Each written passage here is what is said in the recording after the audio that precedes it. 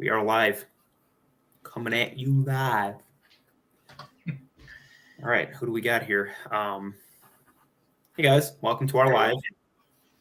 I don't know, guys. We felt like last week wasn't great, so we wanted to come on here and talk to you again. Maybe a little bit better than we did last time. A little more, I don't know, not like idiots. Yeah, we got a big announcement this time, and thanks for tuning in. Yeah, so let's let some people show up, see what they want to talk about. Hey, look, it's Mike Gibanti. That guy's pretty cool. Met him a few times. So, yeah, what's up, Mike Gibanti? What's up, Foxy Gaming and Christian Spencer and Jaskaret Singh? Did I say that right? Hey, what's up? Next person, T. I'm going to try to get this right. Tell me if I get it right. T. Nyasu. Did I get it right?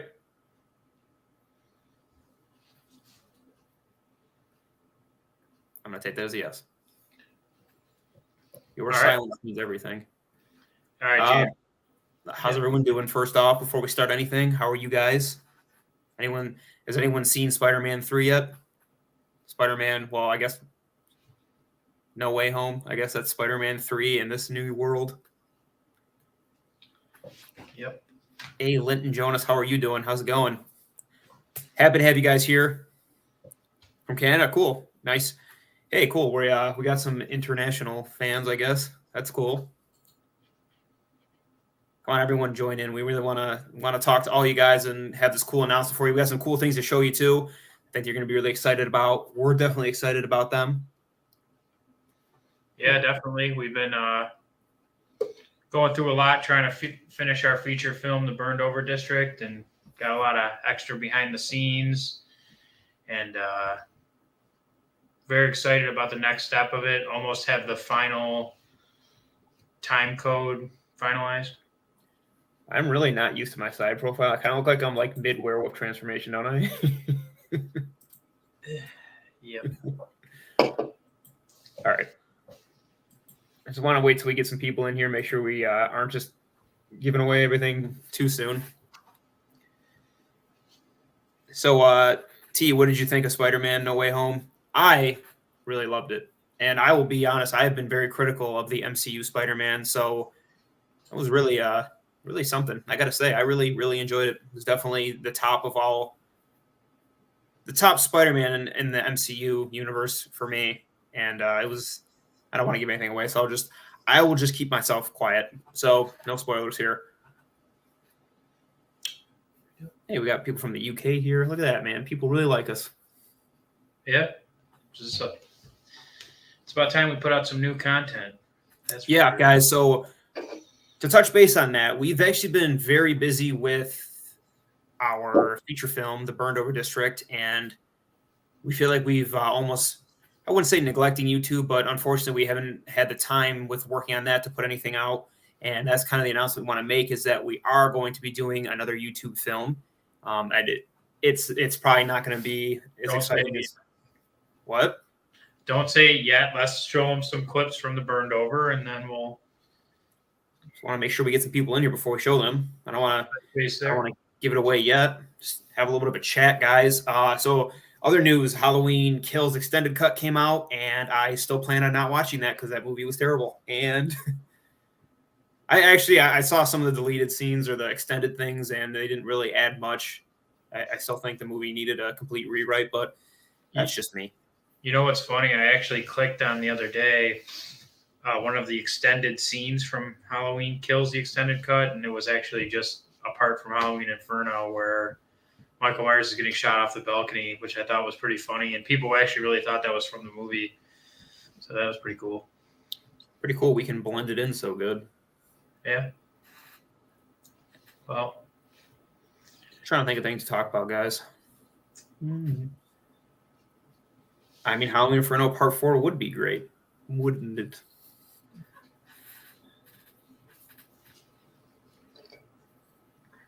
All right, guys. As soon as we get like 10, 15 people in here, we're going to make our announcement. So anyone have any questions for us as the Coleman brothers? We're all open for questions. Tell you a little bit about us.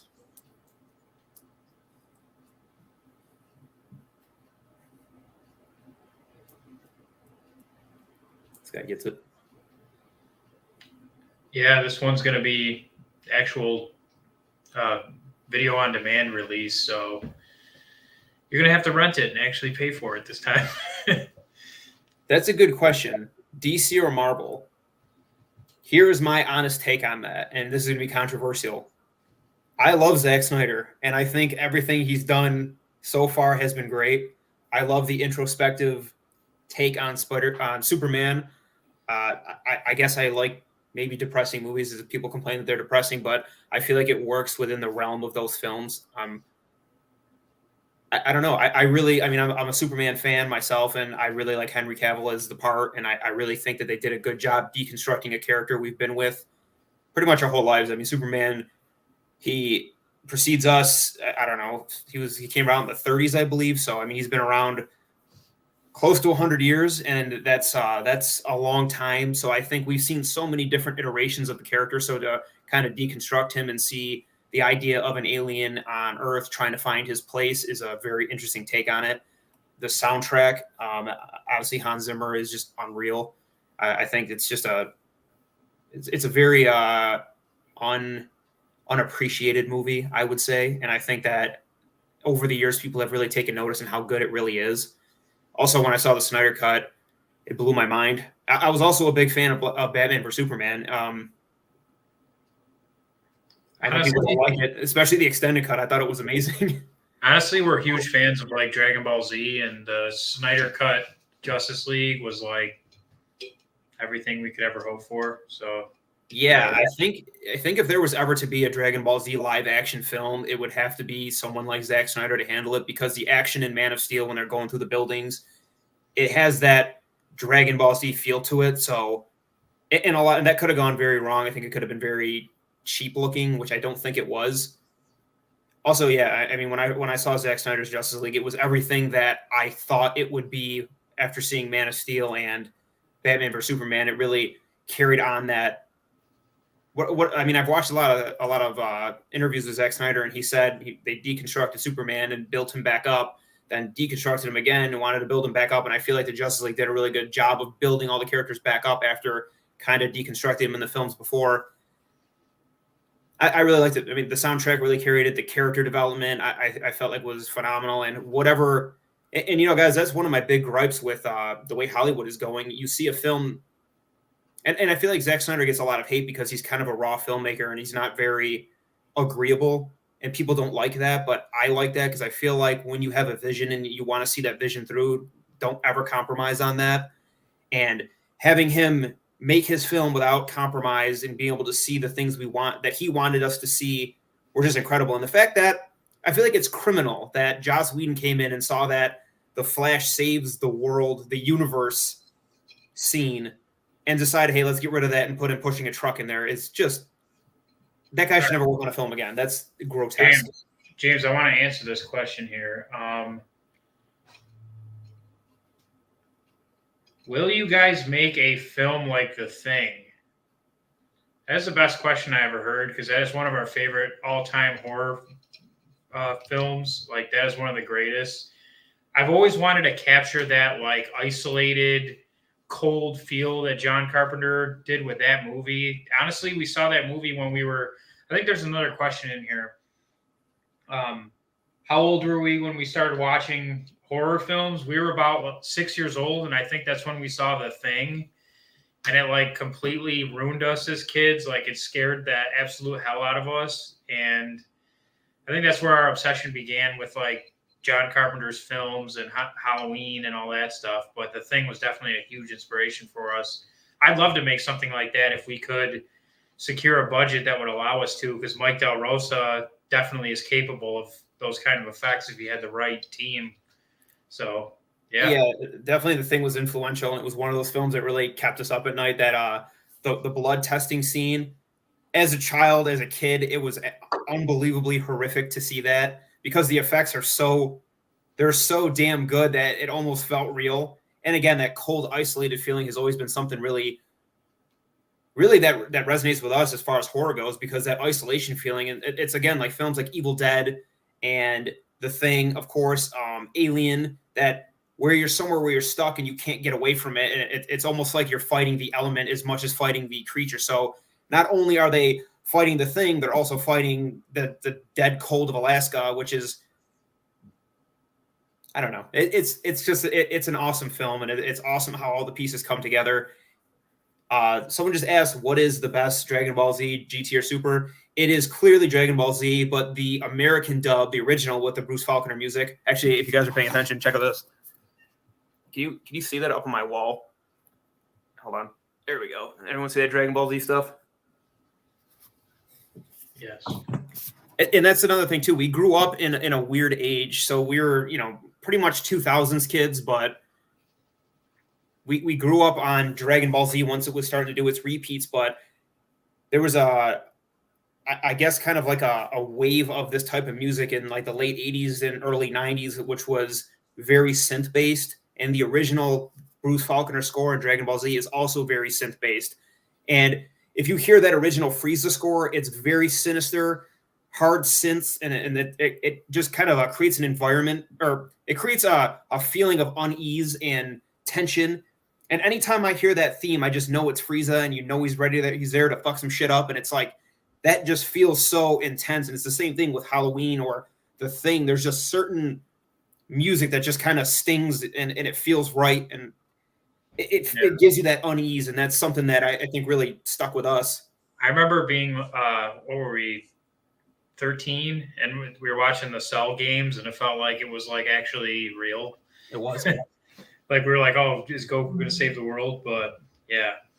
Another thing about us guys, we're both kind of like gym bros, which is it's kind of like an odd. We make films and we work out, and just I feel like being kind of having a lot of interests, it makes you a better rounded person. And I actually was just at the gym right before we did this, and I was deadlifting, and I put on Dragon Ball Z, where Goku turns Super Saiyan against Cooler, where he holds the bird and it comes back to life, and that's what that got me the inspiration I needed to get that weight up. Yeah, So hey guys, whatever the means are. So try and who here didn't try to go Super Saiyan when they were a kid? I'm still trying. It just hasn't happened yet. Have we ever made a Friday 13th movie? Yeah, we have, actually. When we were younger. So I remember this. It was Party City had the Jason X costume, the one with the brain. It was like just like half a mask with a brain on it. Oh, and one of our friends bought it for Halloween. I don't know. We had to be like 10. And we grew up down the street from a pond. So now. It was yesterday. Yeah, it was last week. So we grew up with a bunch of our friends that all in the same neighborhood, like very Stranger Things, like where we rode our bikes around. We'd always meet up, and there was a gas station between all the houses. We would meet up, get our sodas for the day, and pretty much go to war with whatever we were doing, whether it was building ramps for our skateboards or making movies, or sometimes all in the same day. We'd wake up, build a ramp, get hurt a few times, go make a movie in the backyard. So when we tell you we've made every fan film you can imagine, there was a point where we bought a bunch of, or we broke a bunch of brooms we had, and then we painted them all different colors and made lightsabers, and we made a Star Wars movie. But back to the Jason movie. So we grew up near a pond that we would go fishing at, swimming at, like whatever you could imagine. And this pond was at a park called Gatestown Park. And where our friend lived, you can go through the woods. And where we lived, you could go through the woods and get there. It was maybe like 2 miles through the woods, and you have to go all the way through the woods to get to it. And the pond was pretty like toxic too, as well. Like that was like, remember those like barrels of like waste and stuff in there? It was gross. But we were kids, so we didn't care, and we were like immune to anything. So yeah, like so whatever there was to do. But that same park it was a park that was hard to get to though, because it was on a dirt road, kind of like off, and no one really knew about it. So it was always empty. But they had soccer fields and a baseball field, and we played baseball and soccer and football, everything you could imagine. Now it's been renovated more, so now there's like gazebos and swing sets and all that. They didn't used to be there. It used to just be big open fields, and we had many awards there. But so back to the story. So we were making a Jason film at this pond. Actually, I was the first one to die in it. I was at the pond, and then Jason comes over and drowns me. And then so mind you, it was our friend, and we didn't have much of a costume. We had the Michael Myers jumpsuit, that cheap one from Party City, the blue one where you could like tie it in the back. It was made of cloth.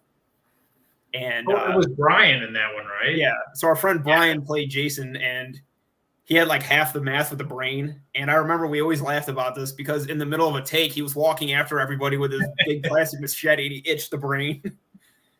his head inched in the middle of the take.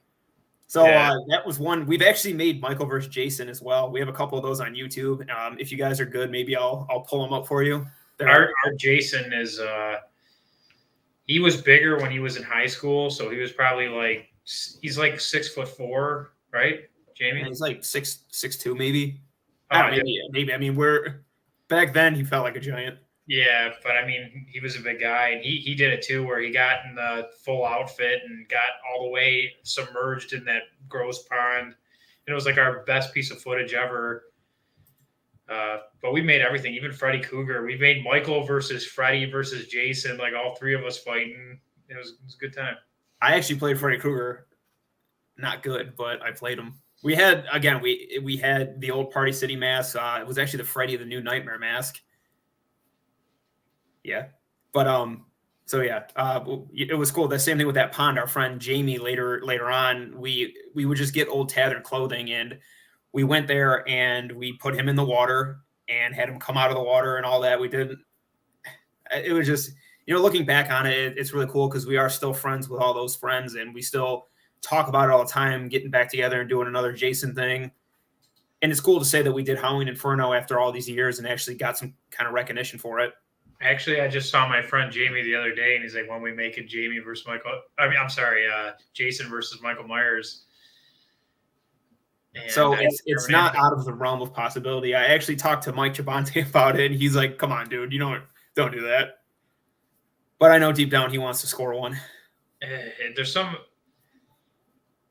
It's so nonsensical, but also awesome at the same time. I don't know. Yeah, it's more of this is a lot of fun, but it's kind of ridiculous. It's like Michael Myers fighting his own ripoff. Yeah, I feel like in a weird way, it's like, it's not good, but it's fun. Actually, I think we have a few people in here. So guys, first off, let me share something with you. So everyone that's here, we're going to share an exclusive clip. I said that weird. We're going to share an exclusive clip from the Burned Over District. But first, I'm going to show you a BTS, which means behind the scenes. I don't know if you knew that. I'm sorry. So I'm going to show you a behind the scenes little montage we put together just to show you kind of. Yeah, hang on. Say this first. So we didn't really have a behind the scenes dedicated person. So it's kind of just everybody's cell phone. So we just put a little montage together. Go ahead. Yeah, we just want to show you guys what it's like sometimes making a movie and the things that we put into it. And because, people only see the finished product, and unless you've really been on a set, I guess you'll never really know what it's like to make a film. But with us, I feel like making a film, it brings a lot of camaraderie, and you get to be around other creatives, and it's a lot of fun, at least for us. And sometimes, like anyone else, we get stuck socializing. Sometimes our sets are a lot of keep moving, keep working, but it is good to sometimes sit there and just talk to people that are also involved in the same kind of art and love for it that we are. So everyone, stick here for a second. I'm going to play this. Let me see how to make this work. This always takes a second. Is it this?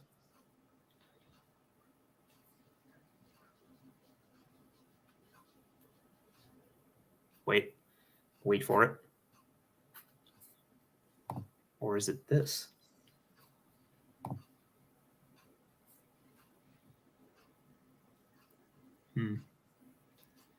Wait, I think I know how to do it. Is that working now, guys? And then I bring this up. Hold on, guys. I'm just making sure that this is working before I hit play. Vince, it would be nice if you told me if it worked or not. I'm just seeing us. Hold on.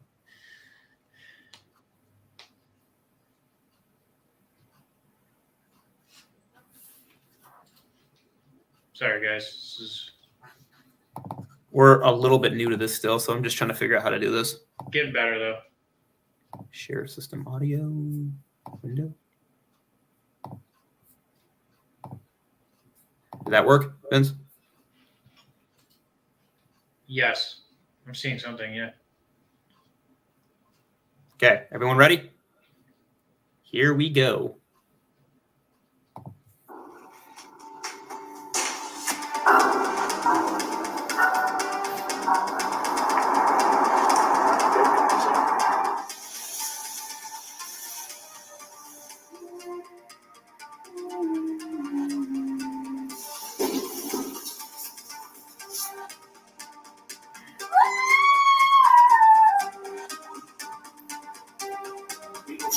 Got to see it over too. Well, yeah. Action.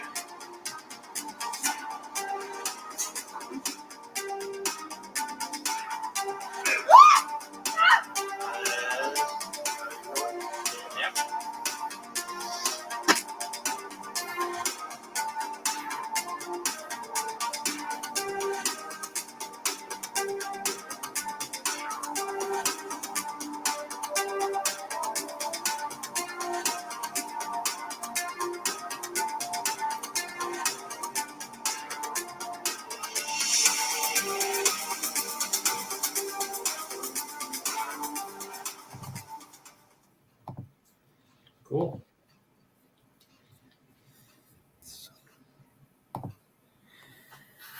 Yeah. So that was just a little bit of behind the scenes stuff, guys. So we shot this film really over all of last year, in freezing cold and burning hot, in every element you could think of, and it was a blast. It really was. And we've finally wrapped this movie. I guess here's for a couple announcements. We are going to have Mike Chabante from Halloween Inferno be doing the score for the film. We are really excited to have him back on and working with us again. We are really excited to see what he can do as an original concept and not Inferno. And we are going to be on him. We are going to be on him every day, annoying him and sending him all kinds of different music we like and getting it right. But, yeah, so when this movie's done, we probably won't be friends, but that'll be okay because it'll be a good movie. And then we could be friends after. But yeah. But by the way, on that behind the scenes, that we shot that throughout the year, and I just remember the 90-degree sets and -6-degree sets, and we really, back to the thing, we really wanted to go for that isolated. James, what are you doing? Isolated, cold, the thing feel. So definitely, there's some of that in there.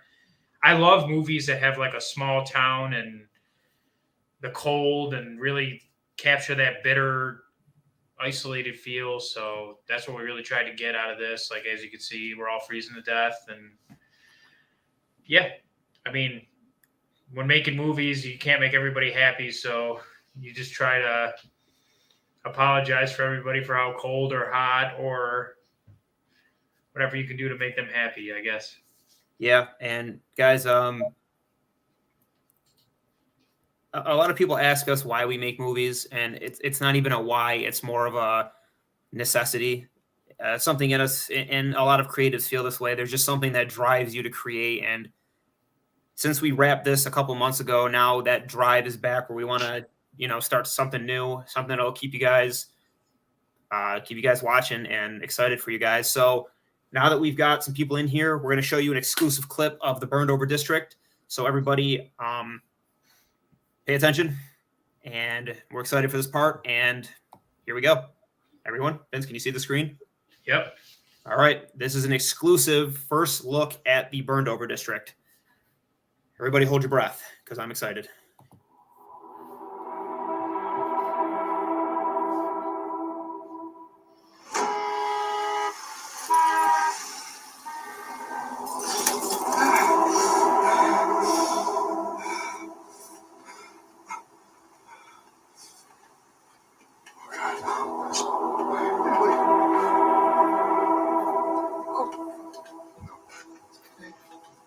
It's not that bad. It's not that bad. Just look at me, okay? Look at my eyes. Help! Somebody help!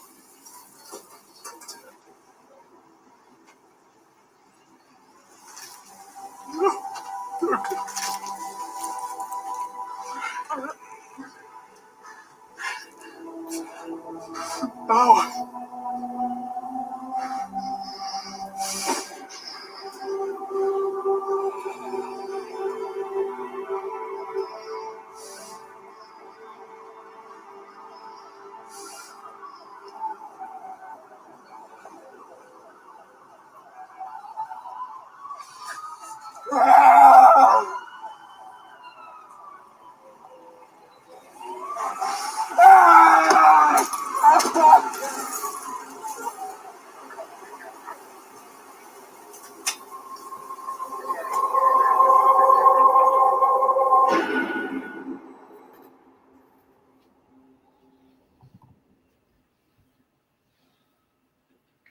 Good stuff.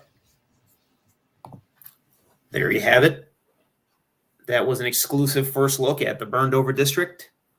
Yep. And I want to keep everybody in mind that's with an added score, so nothing's going to match up perfectly, and without a color grade. So it's still coming along for sure. But that's a scene from it. I don't want to give away too much, but that is it. That is the tone we're going for. It's very dark, sad.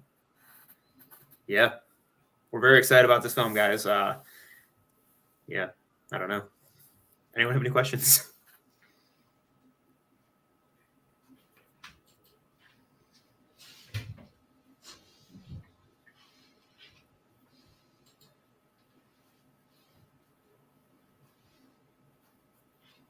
Del Rosa always killing it with the music and love the acting. What? He means special effects. Don't mind Mike. He's on crack. I mean Mike Gibonte. Well, that's another story. But so I guess it's time for our big announcement then. I guess so. How long did it take us to write the script? Like 10 years. No, I'm kidding. No, really. That's really what it took. No, it didn't. We've had similar stories and scripts that we've thrown away that have a lot of things in here, and there's definitely some references to Halloween that true fans will notice because we couldn't make a movie without having references to Halloween, of course. So yeah. Any scenes that we had to cut? Yeah, there was definitely scenes that we got rid of, and there's scenes that we outright just didn't shoot because after really thinking them through, we realized it didn't really add much to the story. More so, we were doing them just to do them. And I feel like as a cinematographer, a director, you have to kill your babies. So even if you love the shot, even if it's the most beautiful thing in the world, if it doesn't fit the movie, you got to get rid of it. And that's not always an easy thing to do. So it's nice to have kind of both of our inputs sometimes, and we argue sometimes over which shots to keep and which to get rid of. So definitely, it's not always easy. Definitely what James said. Sometimes when you're the cinematographer and the editor, you can get really attached to certain shots when another person, say just somebody that has nothing to do with the film, will tell you that shot held too long or kind of stunk, and you got to be real with yourself and edit it down. Especially, some scenes in this film we actually had to reshoot the whole day, which it's always unfortunate, but if you know you can do better, sometimes the second time it is better. It's like you learn from the first one how to do it better. But yeah, I mean, who said that to us, James, about there's always money when you screw up the first time, or I don't know. Mike said something like that. Yeah, there's always more money when you need to fix something. Yeah, we actually had a fun. Well, this isn't a funny story. It was actually terrible. Catastrophic.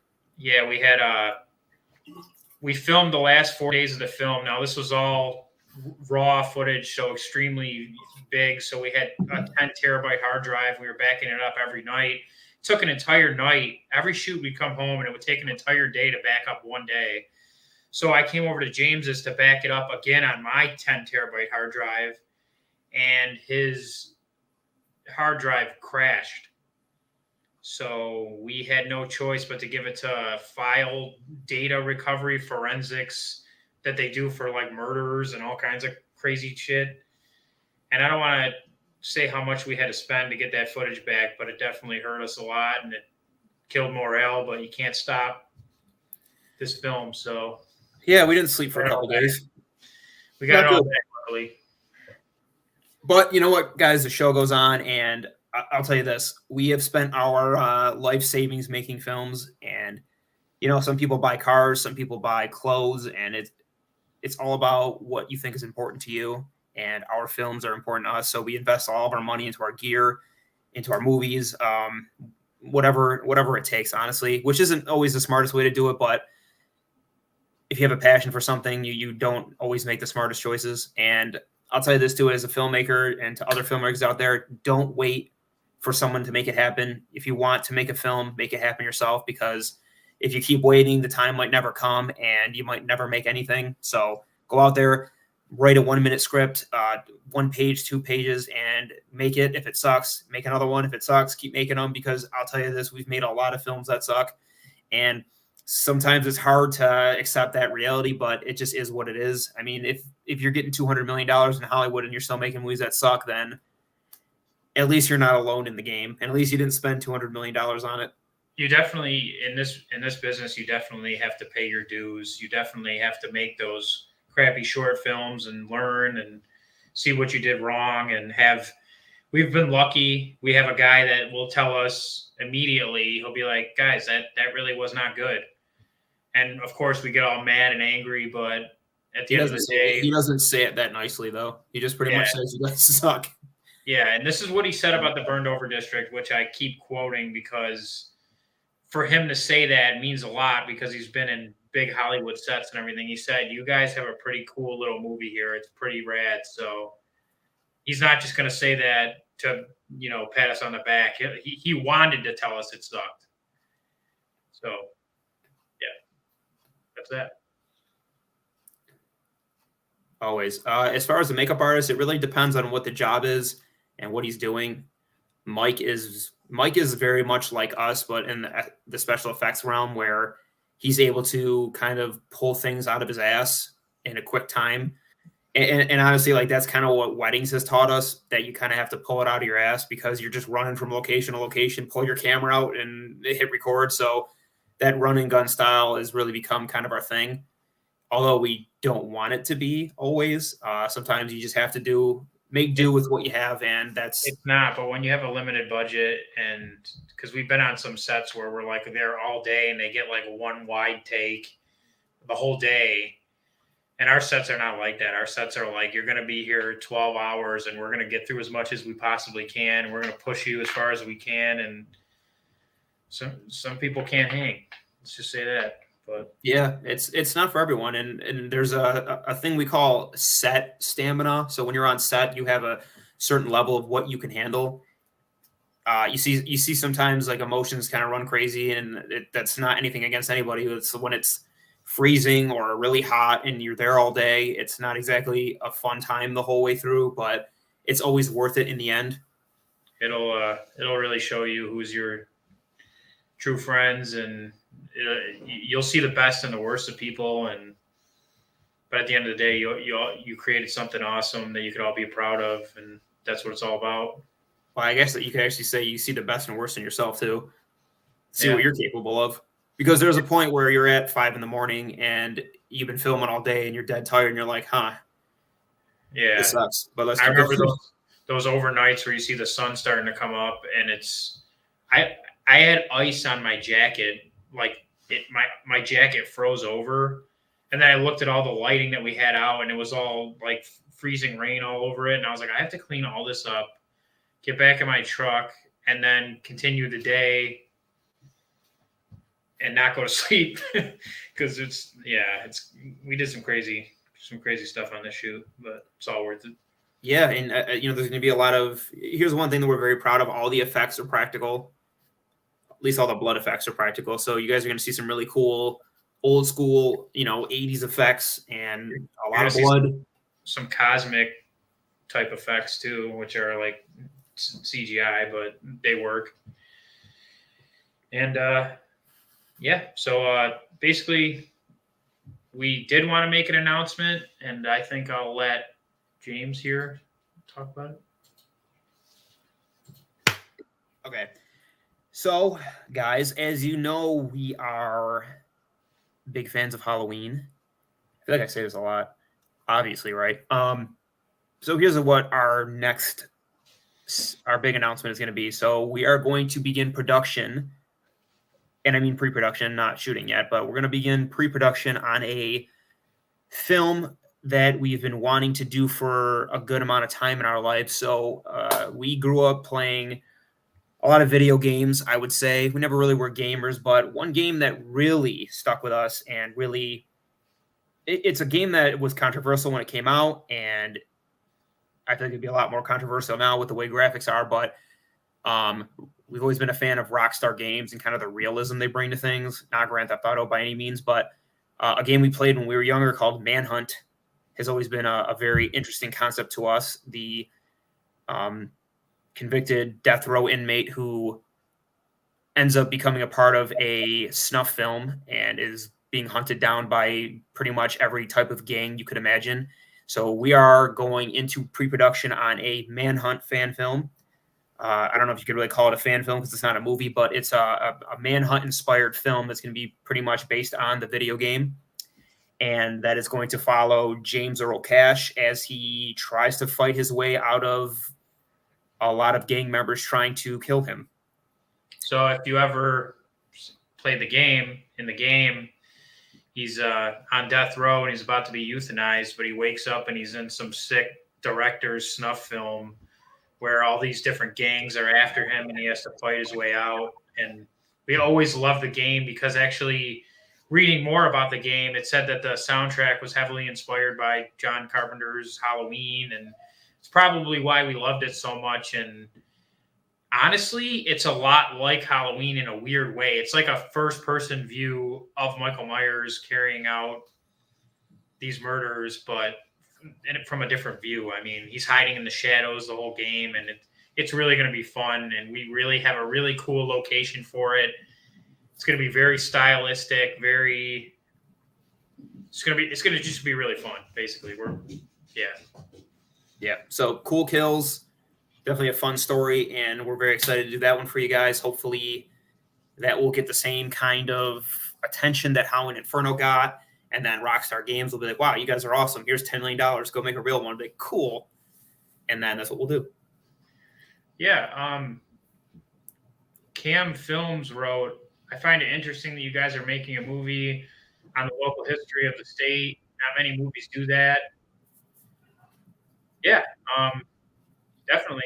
There's, I don't want to ruin anything, But if you guys are interested, the Burned Over District is a real place, I guess you could call it. So definitely, look up the history of the Burned Over District. It'll kind of steer you in an interesting. I'll say this. It'll give you an idea of what we're going for in the film because it deals a lot with the fiery rate in which the religions popped up around upstate New York after the advent of the Erie Canal. So you'll get a good idea of kind of where the story is going to take place. And it's interesting history as well, too, because there is definitely something fascinating about religion and where it stems from and the things people claim about it.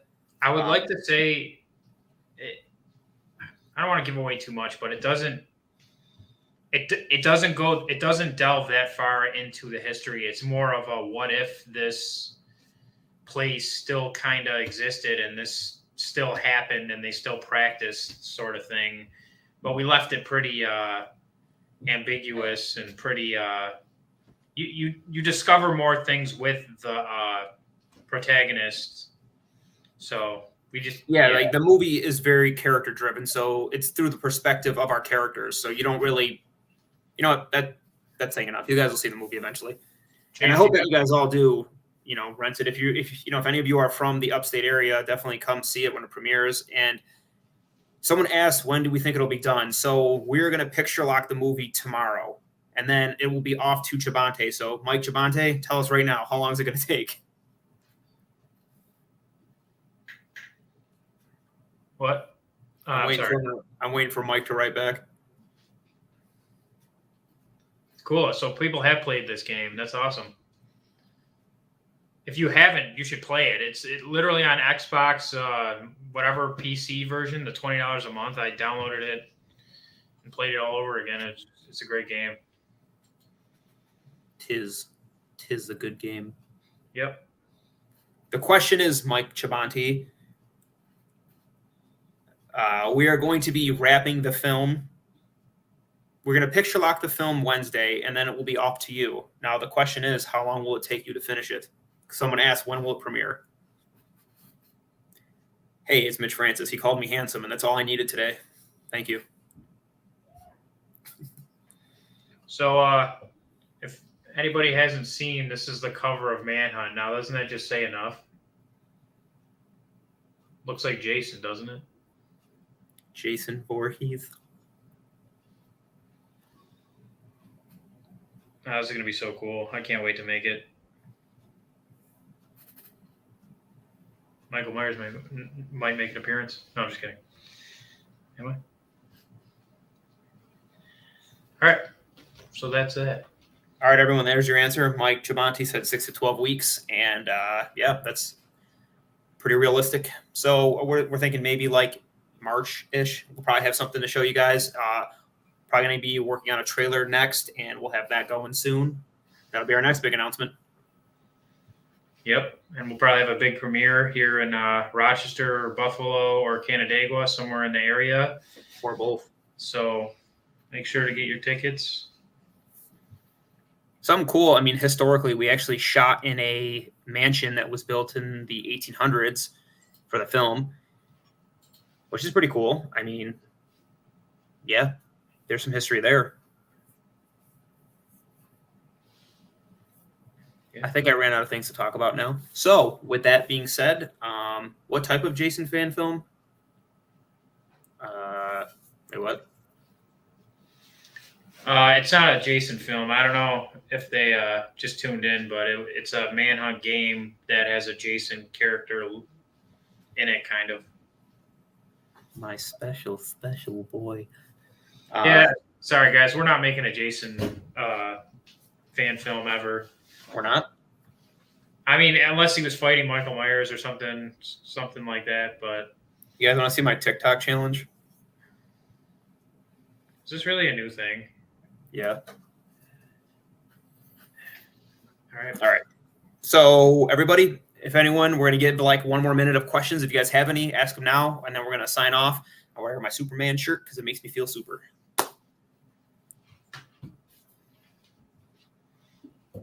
Anybody got any questions for your boys?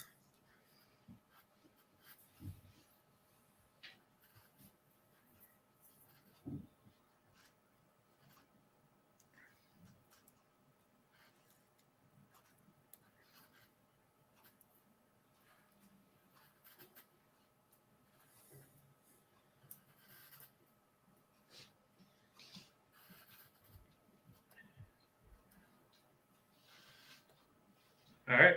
I think that's it. How have we been doing? Well,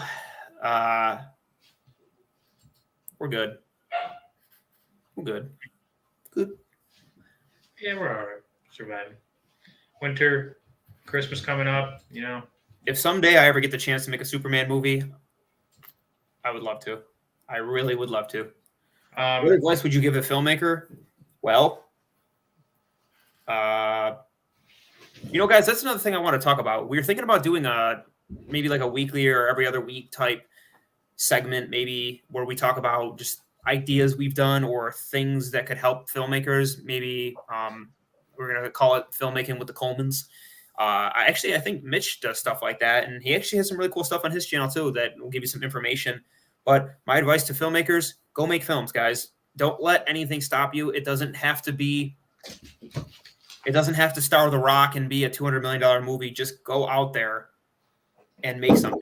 Get your phone, get a cheap camera, whatever it takes, write something, whether it's 1 minute or 20 minutes, and just go make it.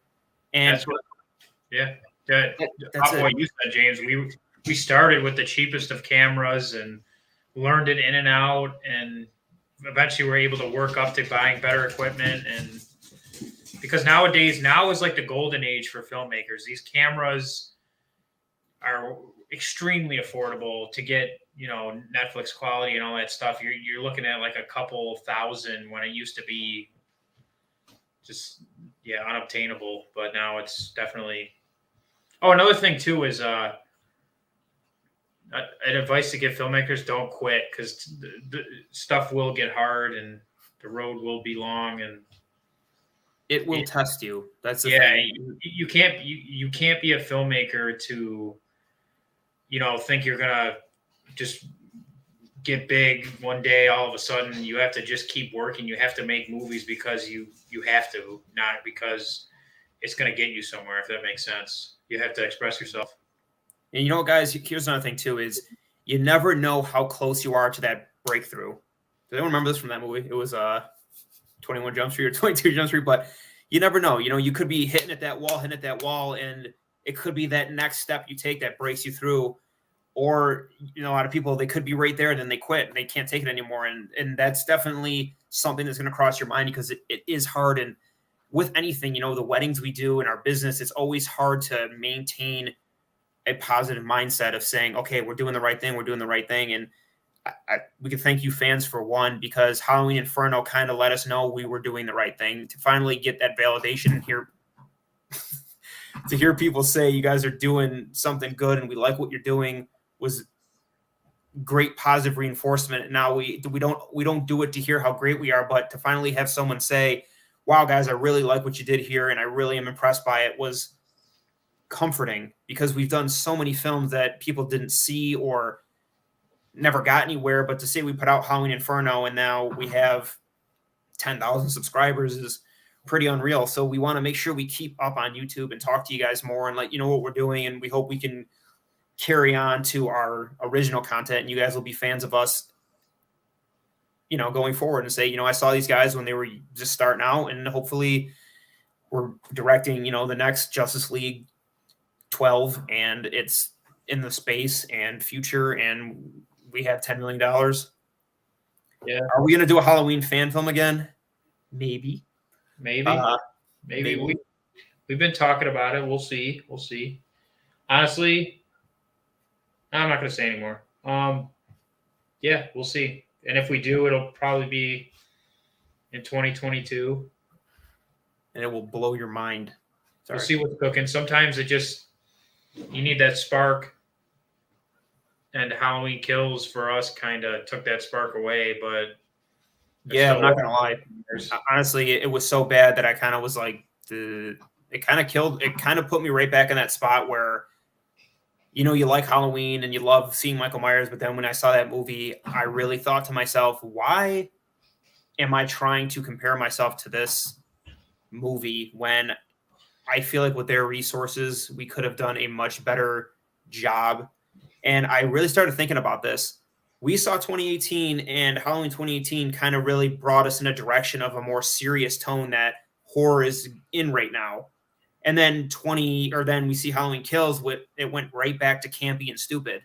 And yeah, it's exactly what we all were trying to get away from. That's why we liked 2018, because it had a more serious. It was a masterpiece. It was a masterpiece compared to it. But one thing I wanted to say more about the filmmaking thing, and the not giving up. Like if you're a filmmaker, you'll see a lot of people, other artists and stuff, eventually come to a crossroads where they kind of do give up.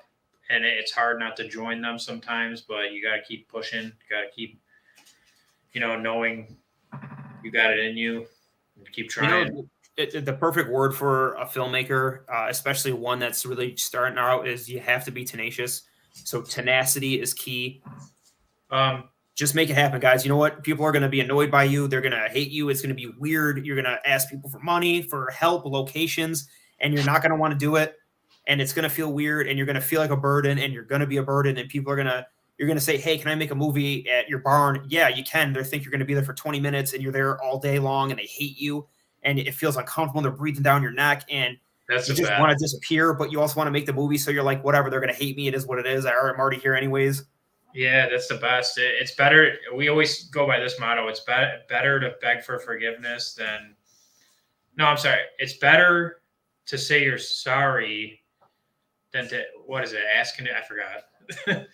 I don't know. There's a lot of times, guys. No, you know how like you don't want to tell them exactly what you're doing, but then like at the end, just be like, "Oh, I'm sorry." I forgot what the heck this slogan is. Yeah, no. There's been plenty of times where we've been places and they're like, "Oh no, it's better to ask for forgiveness than ask for permission."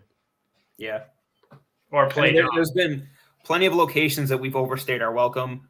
But, you can explain to people until you're blue in the face what you're going to be doing, but they just do not get it. And when you show up with a full truck of lights and big cameras and tripods and they're – Yeah, I mean, we've done some crazy things. Like we even did a film where – so I used to work at a hayride. I was a zombie. I wasn't a very good one. I also fell off the wagon once. We weren't supposed to jump on it, but I did, and I fell off. either way, besides the point. But I met a guy there that he was like one of the performers. He's an older guy. His name was Todd. He was a cool guy. He was awesome. And he was like, I asked him like, hey, can I shoot a film in your house? They had like a very like rustic wood style like house that would be perfect for a movie. So we show up there and we're there like all day and like, okay, we're annoying the hell out of his whole family's here.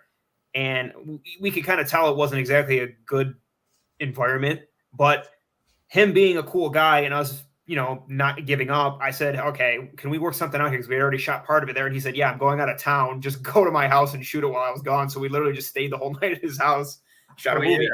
And we made a pumpkin pie. I mean, that's cool on him. It's awesome because he understood it. He was into the arts too. But, he has a family and stuff. And they're like, who the hell are these weird people at my house? But, letting us do that. I mean, James, everybody thinks when we get to their house and we're like, hey, can we film there? Like, we're going to show up with like a cell phone and 2 people. And then we start bringing in lights and everything. You see the whole like look on their face change. Yeah. So honestly, the best thing ever for filmmakers, it's a secret amongst filmmakers, Airbnb. Yeah, Airbnb. Because, if you can get a location for like 2 days, keep it on the down low, get in there, get in, get out. Like we with the burned over district, we did get an Airbnb, but we told the owner what we were doing because it was on such a large scale. There was no way to really hide it, and he had cameras everywhere. So, but yeah, it was actually pretty annoying because we'd be doing something, we get a call like, "What are you doing in that room?" Like, what if I wasn't like, what if I was naked? Yeah, he's like, "Why are you in the bathroom so long?" And we're like, "What?" Yeah, like, how do you know I'm in the bathroom? Yeah, like, because we broke the toilet, and he was like, I know that one guy. Okay, but I'm not even gonna get into it. We did break a few things though. Remember the I forgot the blinds on the door, and then I don't know. It's inevitable when you're making a movie. Someone's going to break something, and you can't monitor everybody. Actually, I see that our lead actress from the Burned Over District is actually in here with us. Her name is Amy Zubieta. She acts. She's very talented. We're very happy to have her in our film, and nice to see her here. You know what's crazy though? Is some people are like, we shot at that old mansion the place is called Albion. It's kind of like outside of Rochester, New York.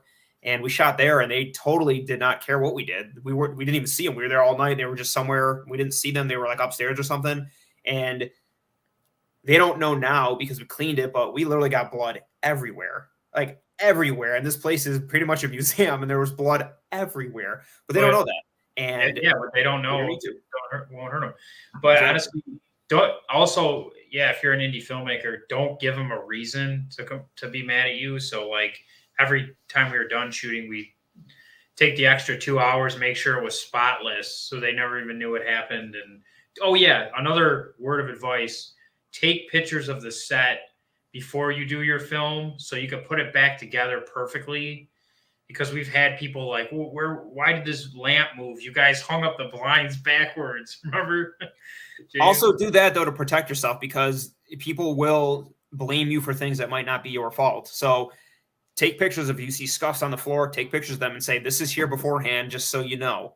And then, I mean, we've been in situations where we shot a film and it was at like an office space, did the whole film. We cleaned it spotlessly. And then I get a call from them like a couple days later that they needed to bring in a cleaning crew, and it cost me another $250. And it's like, I know for a fact we cleaned this and there was not a mess at all. And they were like, oh, there was cake smashed into the floor. We didn't even have a cake.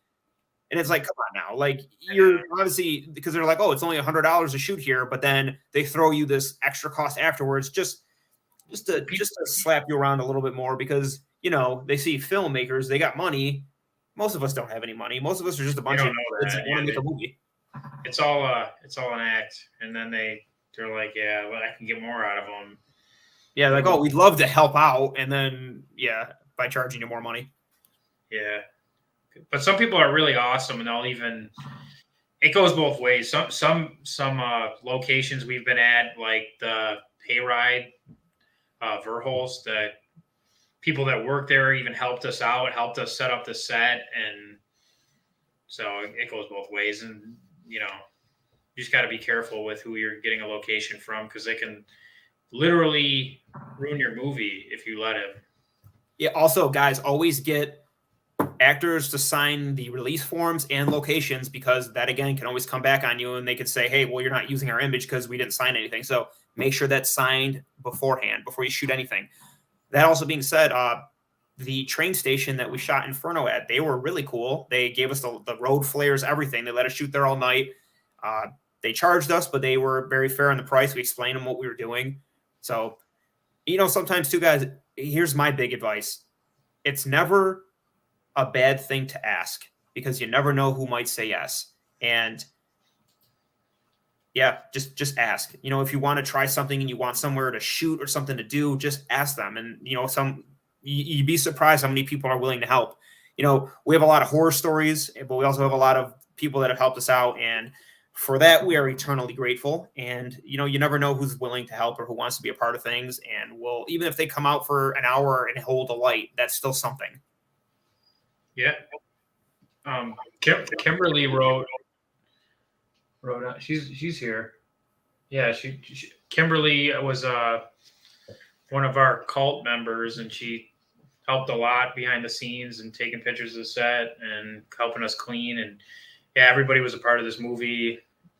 The actors, everything, everybody pitched in any way they could. We even had one of the actors do all the catering, and it's a good time. Guys, and that's another thing too. And I'll tell you this, is I've had this issue, and I know I have, because when you're young and you're full of piss and vinegar, you have an ego, and everything's got to be you. I got to do this, I got to do that. It's all got to be me. A movie is not made by one person, and you never know who's going to have a good idea, but you also need to set boundaries on set, who's in charge and who needs to talk. But at the same time, everyone there is creative, and you never know who's going to come out with a crazy idea. So, always have your ears open, but at the same time, make sure you're aware of what you want to do before things do get out of hand. But, trust your actors. If they have a take on something, listen what they have to say about it, because you got to remember, these people are in that headspace of that actor, and they've been that actor for a long time. And there's definitely points during the Burn Over District where the actor would say, you know what, I don't think my character would do this or say this. And I would say, what do you think they would say?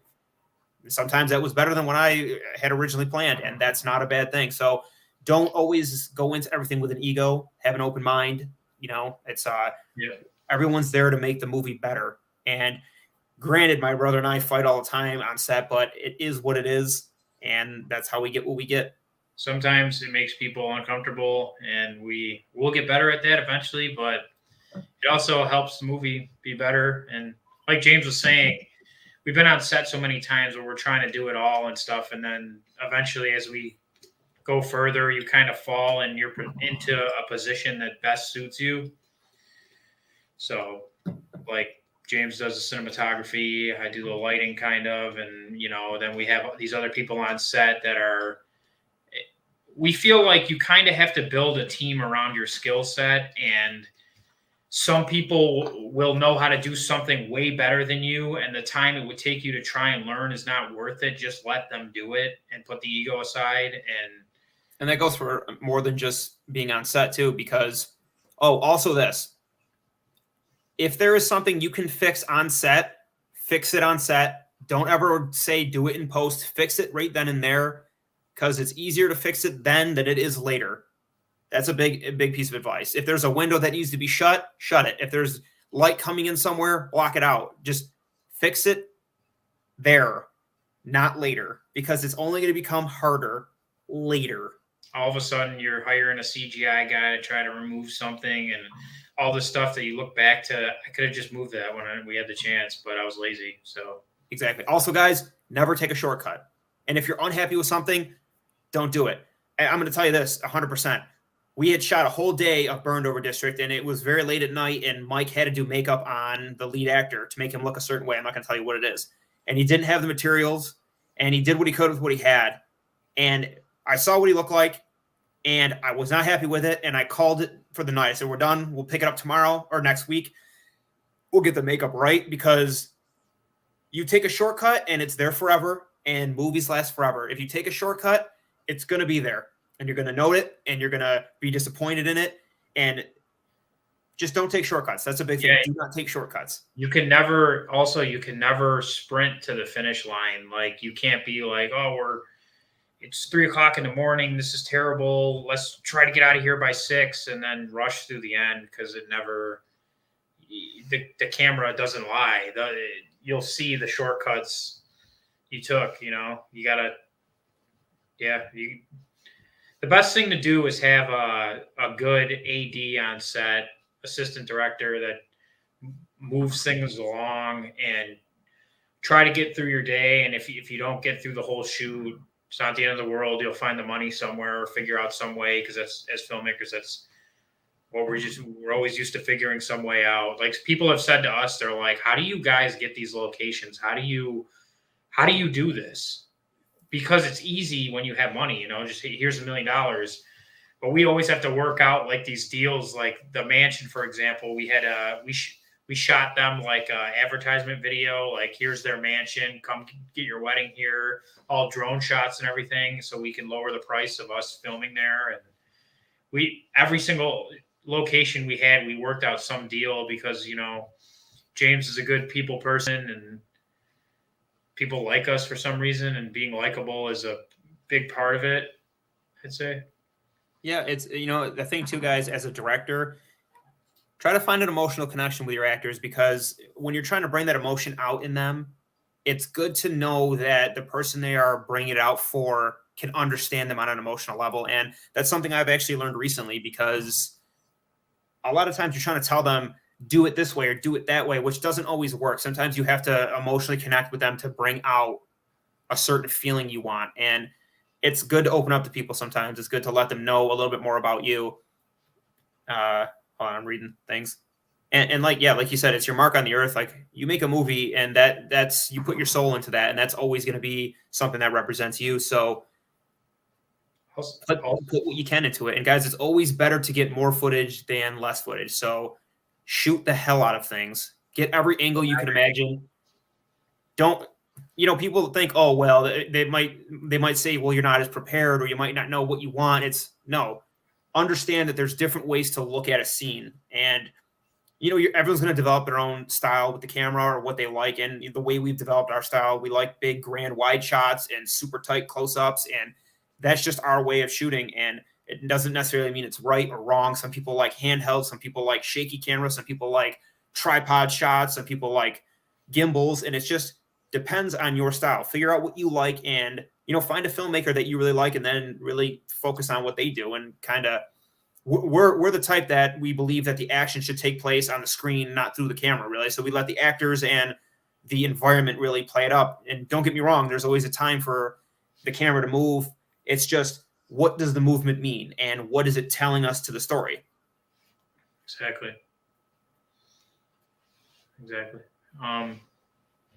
You kind of nailed everything. People always say Stanley Kubrick is a genius, but Stanley Kubrick was getting 60, 70 takes sometimes. Now, was he a genius, or was he just covering his ass? That's what I always ask myself. Granted, his movies are great, but at the same time, if you're getting 100 takes, I don't know if that really makes you a genius. More of a, I don't know what the hell I want, and I want to have options when it comes to editing. And trust me, you want those options, because James, Sylvester Stallone said it best. This is kind of the rule we go by. If you don't get it in 3 takes, you got to change it. Like, in the industry, they kind of try to get 3 good takes and then move on. But like at the indie filmmaker level, usually for us, it's like 2 good takes from one angle, and then we move on.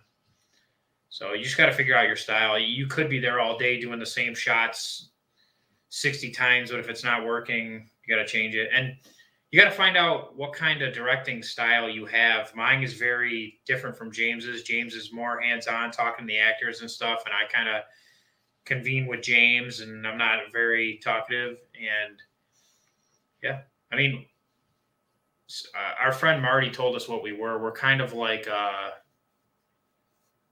what do you call it, James? Where it was like we look more at the image type of directors. We're not like really actor directors. Actor directors are kind of like, they can act with the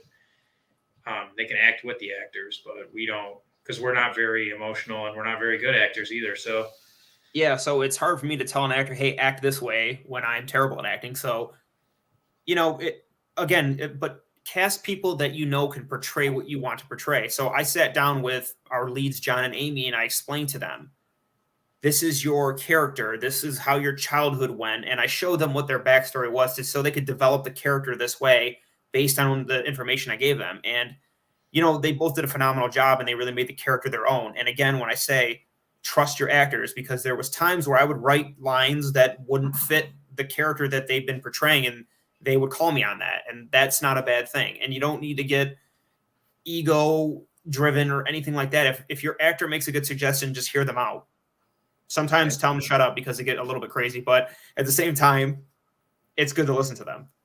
Yeah. Another thing too, we had a day I'm sorry. The word was we're visual directors. So there was a day when we were filming in a location and we just hated the way it looked and we couldn't figure out why. We tried lighting it every different way you could, tried flagging off lights in certain spots, moving the whole reset decorating, everything. And we just both looked at each other and we're like, why do we hate this? Until we stayed till nighttime and we said, listen, everybody, you're going to hate us, but I know we just filmed for 8 hours of the day. And now can you stay and film 8 more hours of the night? Redoing everything we just shot. Yeah, redoing everything we just shot and lighting it for night because we wanted it to look moody and have the fog and the moonlight coming through the window. And everybody luckily waited and let us do our thing. And we were very happy that we could get that. But that's what I mean. It would have been something that would have stuck in your head. I hated that shot. Why did we even film this? Why waste our time? So if you can change it, like James said, change it while you're there. Because going on that, now every time you watch that movie, that's going to exist forever. It's going to have that shot that you hate. And you're going to say, I wish I would have done it this way. And that's going to happen regardless. Every movie you make, you're going to say, I wish I would have done this, or I wish I would have had that. But in that moment, both of us knew this isn't working. It's taking away from the tone of the film. So let's just sit here and suffer it out. And we did. Honestly, it was one of those things too, James, where it was this is going to be our easy, fun day where it's during the day. And then we ended up hating it because this whole movie was shot at night. So everything was a night shoot. Everything was overnight. And we couldn't wait for those type of days. And then the one day came when it was time to shoot during the day. And then we made everyone wait till night. And I could see why people got discouraged. But, oh, yeah, that was another thing too, about Halloween Inferno. Yeah, that even in that, it's just a fan film. But, we were really strict about what we liked and didn't like. And same thing. We even reshot parts of Inferno, didn't we, James? Yeah. I mean, we reshot the whole garage scene where the mechanic gets the axe in his chest. We had a whole other scene shot before that, and it just wasn't working. It was the location wasn't right. It was raining. It was the sound was terrible. And midway through the shoot, I realized it wasn't going the way it needed to go, and I called it. I was like, you know what, guys, we're just going to call the shoot. We went back to the drawing board. We reconfigured the scene to figure it out and just to make it work better within the realm of the story. And once it was reshot, we recasted it too, and we added more characters. And then that's where we got Cindy and her boyfriend Kevin, who gets killed with the axe. Those characters didn't even exist before. And being on set that day, the day that we canceled, I knew right then there's something didn't feel right. It felt like this isn't as good as everything else we've done. This is bringing the movie down in quality. So sometimes it's threes, James. Sometimes it comes in threes too. If I could intervene real quick, it was, what was it, March? Yeah. It was March, so it was freezing, and I'm in a Michael Myers outfit, and then it was in some barn, so it started freezing hailing on a tin roof, and our audio was shot. So we're like, can our audio guy fix this? I don't know. So we had that in our back of our head. And then Mike Del Rosa ended up getting pissed off at us for something. Who knows? He's always mad at us. But no, he got mad at us because the original Halloween Inferno mask Mike made, that was his first one as a prototype, I guess. And then he made ones that are arguably better, but we didn't like them as much because they didn't fit the same and the mold wasn't as good. So we were like, no, we're not using that. It made me look really fat. Which I'm not skinny, but the face was some way he painted it, the cheek looked like it was We went back. James, you're right. We went back to the old Inferno mold mask that was in the part 1, and then he got mad, and then everybody hated us, and everybody was freezing, and then we're just like, that's it, go home. Yeah, no, we called it, and we lost money on it, but it is what it is. But that's a situation right there. And what I want to tell you guys, follow your vision, even if it makes people upset, because I love Mike. He's one of my good friends, but I did not like the mask that he had that day. And I wasn't going to pull a Halloween H2O with 10 masks where it didn't look right. And even if he was pissed off at me, it is what it is. And I'm not going to put it out there and say, hey, guys, here's another mask. It just didn't look right. It just wasn't the right look. And I know I'm a fan, and I know the fans would have been like, what the hell is that? What is that lizard mask? It was like, it was greenish and kind of like really looked burned. And it's like one of those things you always see in Halloween movies. Like they're just randomly switching masks. Like, oh, the special effects guy forgot the mask today, so here's a pink one, like happened in Halloween 4. And we're like, we're not going to make these errors. Come on. Yeah. Besides that, Mike's first prototype of the Inferno mask is just boss. It just looks great. Another thing that happened that day too is because of the freezing rain, we had rentals for lights, and we were using old school HMIs, so they get really hot, and we had to put a tarp over it, and then the tarp melted on one of the lights, so Cody was like scraping it for like an hour because he knew that the rental place was going to be mad, and that was another thing that added up. So all in all, it was a great time. But, those are the stories you tell. And now looking back on it, it's like, yeah, it was funny. I mean, at the time when you lose $1,000 and the whole night goes wrong, you're like, what the hell? But that's what we're talking about when we say be tenacious. I went back home and I was like, let me think this scene out in a different way. So then, we added new characters because it had nothing to do with the actor, but the actor it didn't fit the movie. And we had to change that. So I changed it to a different actor, added a relationship, and then that carried on into Inferno 3. And if we had not made that change, there would have been no Cindy, which means we don't get Cindy stabbed and lifted up like that. We don't get the axe in the chest, the whole cauterizing thing. Like, just things had to be reconfigured, and that's not a bad thing. Sometimes it happens, and it's for the better. And if you know something doesn't feel right, just trust your instinct. If it doesn't feel right, it most likely isn't. So that's another good point too, James. Like the cauterization scene and all that stuff. Like everybody, no matter what, on that film set has like a good piece of advice, and some of the things in Inferno came from people that weren't doing the camera and directing and all that stuff. Like just people helping out. And shout out to Adam and Warniak. Like some people really have great ideas. You got to listen to everybody on set and don't be like, oh, they're just helping out. How dare they tell me a good idea? Yeah, that's actually a big thing because Adam, one of the producers on the film, said to me, we should have Michael Myers cauterize his hand. And I thought about that, and I was like, that is a fucking great idea. And I was like, okay, so I need to work that into this story. This somehow that has to happen because it's awesome. And the same thing. So we had written the scene where the guy gets the gun shot in his head. We read the scene, but we didn't know how he was going to die. So I talked to Mike Del Rosa, who also played the character. He was like, all right, I'll come up with something. And then he's like, I got a great idea. And he says he's going to put a gun through his head. I'm like, that's awesome. And I'm not going to be an egomaniac and be like, oh, I didn't come up with it, we're not using it. I'm like, that's a great idea. I don't care if I came up with it. It's awesome. At the end of the day, we're all working on the same film. We all want it to be good. We even did the thing with Delian. You were like, how about we switch it up? And Michael Myers stabs her in the back and then lifts her up like this. And he's like, how about no, and stop trying to ruin something that works? And then we kept it original, like Halloween 2, where she gets stabbed and lifted.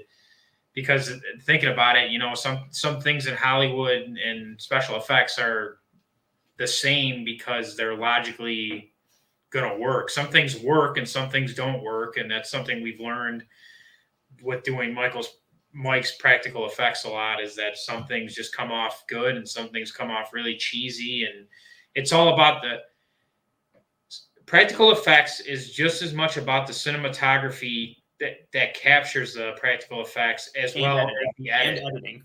Yeah, the edit is very important because there's just little things like, for example, in that scene where I stabbed Delian in the back, what did I stab? Like It's like a foam pad. The foam with a shirt on it, and then just that little, all you see is that for one hair of a second, and it sells the whole thing. Yeah, and guys, you need to visualize those things too when you're going into doing effects. For one, do effects that you think you can pull off. You don't have to do something crazy where someone does a backflip and gets their head sliced off by a helicopter blade. Like, you don't have to go crazy, because it's just something as simple as a stab with good imagery and sound effects can sell the effect. And that being said, is you have to visualize how it will look. And then you have to get those shots so you're able to play with it in editing. And there's plenty of times where I'm editing a scene and I'm going through different shots just to make it work. Like, I'm trying to think, like even in the Steadicam shot, that's a foam hammer, but pulling him in and hitting him in a certain way to make it look real is very important. The same thing with a fight scene is, depending on where your camera is and what kind of movement you do is going to sell that effect better. And the same thing with editing. You can cut frames, you can make things speed ramp, make it look a little bit more impactful. And it's little things like that just when you do an effect or a fight scene, just visualize it first, or even pick your favorite fight scene in a movie and watch what they do and study it. See what the shots are like. Yeah, don't be afraid. Don't be afraid. If you guys ever seen the film Drive, there's a scene where he stabs the guy in the neck. If you pay attention to that, it's all through camera angles. He pushes it in. There's a next shot of just his hand moving in a little bit, and it's all just clever camera angles and sound effects that really sell it. And that's all you really need. That was a half knife too. It shows the real knife come close to his neck, and then you're like, "Oh wow, he stabbed him." Then it cuts away, shows the guy's face, then shows a half knife just sitting there, and then you fully believe you saw it go in, but you never did. It's just clever. It's almost like cinematography and editing and stuff. You're an illusionist, You're tricking the audience into believing something's happening that isn't. So it's magic. Yeah, it's definitely. Just like you need to have a movie IQ and see how they do things, because I think that's the biggest thing of being into horror films is you got to know what's in, what's out, what works, what doesn't. You got to do your homework. I feel like watching movies is just as important as like going to a film school or getting out there and filming. Like you got to watch films too. You got to stay up to snuff on like what's in and what isn't. Because if you're gonna go shoot Paranormal Activity 10 right now, it's probably, I don't know. Are they actually making another one? I don't know. Well, I think what you're trying to say is you got to stay up to date with what people want to see. And I think, like, if you go out and make a zombie movie right now, it's not going to do well because no one cares. It's not 2010 where The Walking Dead was the biggest thing in the world. Like, right now, we're kind of in that very slow burn, I guess, paranormal, but, like, kind of like bordering on the line of paranormal and real horror. And it's like very situational horror and very, I guess, grounded horror is kind of what's in right now. But even like 2015 was like the what was it called, the James Wan movies, the haunted house ones. What were those? The Conjuring. It was kind of like that, the super Hollywood horror movie. But now we're getting into more of that A24, which is slow burn, just weird, kind of like bizarre horror. Speaking of keeping up with the horror movies, I actually just watched a documentary on the Amityville Horror. We used to like that a lot too when we were kids, the original. And then I found out on the documentary that the guy that killed his entire family admitted later in jail that his defense attorney made him make up that the devil told me to do it thing because he knew it would sell books down the line. And that was all just him trying to say he was crazy so he didn't have to go to actual prison. And the whole thing was made up. That was never he was never possessed by a devil or anything, and it was just all a cash grab. And then I guess that same lawyer got the new family that was in there for like 28 days, like he made them move out because he told them it was eventually going to sell tons of books and everything, and they all made a ton of money off of it, which was pretty genius. It is. Yeah. I mean, in the new Conjuring, they even did that where they go to the DeFeo's Amityville Horror House. Remember? Yeah, that movie was terrible. Yeah. Wait, no, in Conjuring 3, it was the worst thing I've ever seen. And that's another thing, guys, is that like over Hollywooded crap with the blue lighting everywhere and everything is so like pristine. It all looks like a set. Like that's what I didn't like about the flashbacks in the 78 and Halloween Kills. It was just a set. It felt like a set. And it was like It was built on a street. It didn't seem like a real place. I'm like, yeah, this is a set, and I don't feel the real environment here. I feel like we're on a soundstage somewhere in Paramount, and that's what we were. James, you made a good point. You made a really good point. When I watch a movie and I could tell that there's like lighting in it, like I'm like, oh, that's how I would have lit the scene with the blue light pouring in the windows and everything else. It's like I know I'm watching a movie. Sometimes it's like it looks awesome. Don't get me wrong, like the fog and everything, and cemetery, and there's a lightning strike and everything. But then sometimes I'm just like, yeah, it's really cool, but it's like overly Hollywood, and I feel like I'm watching a movie. But like movies like A24 puts out and stuff, it's almost like the lighting is so well done. I feel like I'm not watching a movie. Like it's kind of real, you know? It is real. That's when you know you're really good at what you do, when you can light something that looks so good like there wasn't even lighting. And some of those A24 movies, I really wonder if there even is lighting. Guys, talk to Vince for a second. Pardon me for 1 sec. All right, come on, don't do this now. All right, well, I'll read some stuff, I guess. Somebody ask me some questions, please.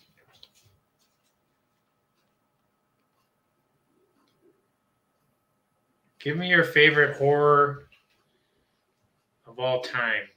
Personal favorites and why. Well, obviously Halloween.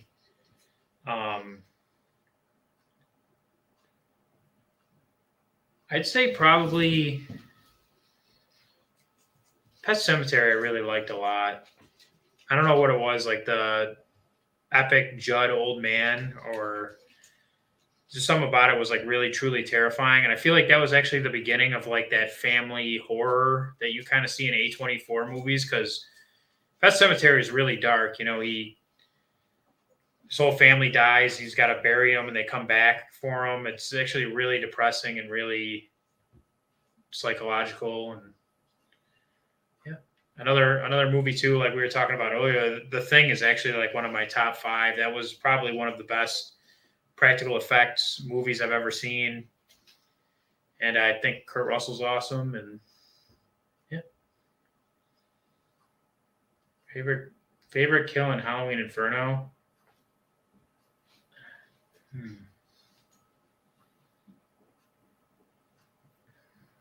Think about this one.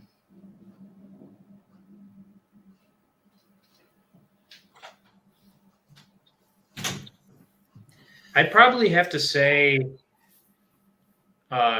Deli and the girl dressed like a cop getting stabbed in the back and lifted up, because I feel like that was the most challenging to do, because we actually had to have her standing on a stool and fake that she was being lifted, and we had to rotoscope out the stool. So it was kind of hard to pull that off, but it really came out well, and I was really surprised and really happy with it. James is back. Few questions. Favorite horror of all time? I really like Hereditary, and I know that's more of like a newer movie, and I know everyone's obsessed with the 80s, but Hereditary really did something when I saw it. It really affected me, and it's something that hasn't happened a lot in my older age, because I've seen so many horror films and I've been so desensitized to things, that it was the first film I saw probably since I was a kid that really stuck with me, and it really made me feel uncomfortable, and it was upsetting to watch, and I really appreciated that. I mean, there's always been the classics, Halloween, Evil Dead, The Thing, but to see something that really stuck with me after seeing it and knowing that I was kind of creeped out that night. I don't know, that's saying a lot. I remember one movie. Let me spin ye a yarn. I remember I was probably maybe 11 or 12. And like I told you guys earlier, I grew up with my friends all in the same area. We used to ride our bikes to each other's houses. So my brother and I are a year apart. And then we have 2 sets of twins that are our friends. So I remember my friend Brian, who has a twin brother, Anthony. Brian was hanging out with me at my house. And we used to have a finished basement. And we watched The Exorcism of Emily Rose. And it scared the shit out of me. And then he went home, and I was by myself. My mom was out or something, and I don't know where. I think Vince was at their house, so I was alone after watching The Exorcism Emily Rose, and that movie is actually very good, and it actually has some very terrifying scenes in it. So that's another good film. I think that doesn't get the recognition it deserves. Also, I really like court cases, so I thought that was an interesting element. But yeah, Hereditary is probably my favorite horror film right now. It kind of matters. It's something. like there's two different questions, like childhood horror movie, or now, and now it's definitely A24 is killing it. So yeah. Somebody asked me if we ever wanted to do action films or comedy. Comedy is dead, and I would never even want to try my hand at comedy because we don't have politically correct humor. We're pretty vulgar with each other and our friends, and we grew up just with a group of 20 guys as friends that we have a lot of jokes that are probably offensive to people. We don't mean anything by them, but we are who we are, and we're kind of jerks. Honestly, James, comedy is extremely hard to pull off. Maybe as we get better, or if a really good script falls in our lap, but comedy is subjective, and what we find funny might not be funny to other people. And I don't know, we just have a dumb sense of humor. Like, I'll tell you a story we were laughing about yesterday. So my brother and I grew up on a street called Elm Grove, and there was a local Italian barbershop that was right down the road. Like, you could walk to it or ride your bike. So as we got to that age where we were kind of able to be on our own, 9, 10 years old, we would ride our bikes there to get haircuts. He was an old Italian guy named Sam. So as we got older, we stopped going to him because we realized he would butcher our hair. And that's kind of like the old Italian way, just give you a terrible haircut. Like I was saying. So later in our lives, probably around 18 years old, there was a news report that a couple of guys went into that shop and tried to rob Sam, the barber. But Sam, the barber, ended up beating these guys up, which is awesome because he was like a 70-year-old man.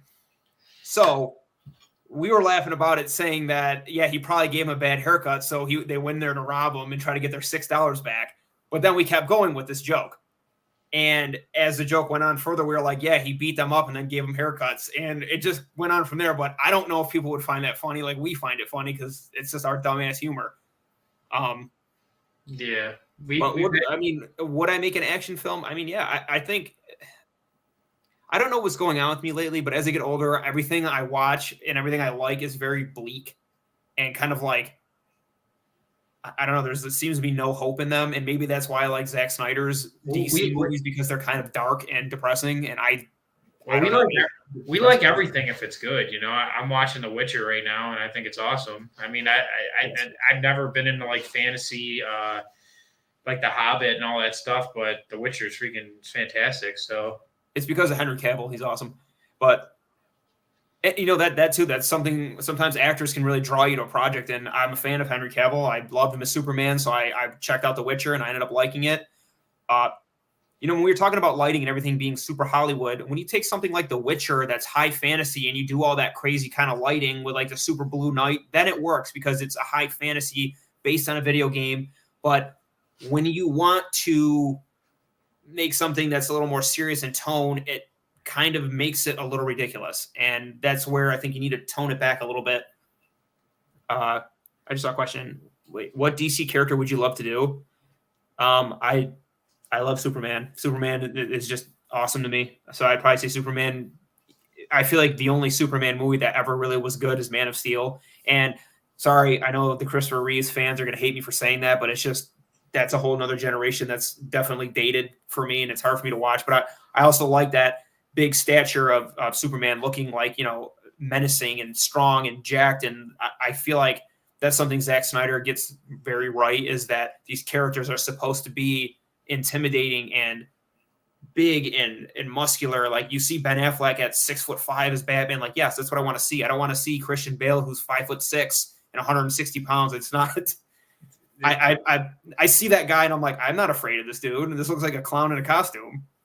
I don't know. I agree with that. Like, I like movies that with the superheroes and stuff where they, look the part, definitely, because it's like that childhood thing where you're like looking at them like you could be like that one day if you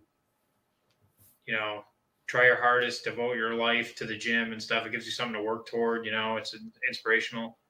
there's a certain aesthetic that goes with the superhero thing. And again, we grew up on Dragon Ball Z and the Justice League and Batman the animated series. So of course we have a certain image of what the character should look like. And I do think Batman should be a jacked badass, and I think that Superman should be ripped and jacked, and Wonder Woman should be ripped and muscular, and like I just think that's what they should look like. And I don't think we're wrong, but at the same time, maybe, I mean, you'll see the Burned Over District is kind of a testosterone fueled movie in a way. I mean, our lead actor is a pretty buff guy, and we like that image of an intimidating character, I guess.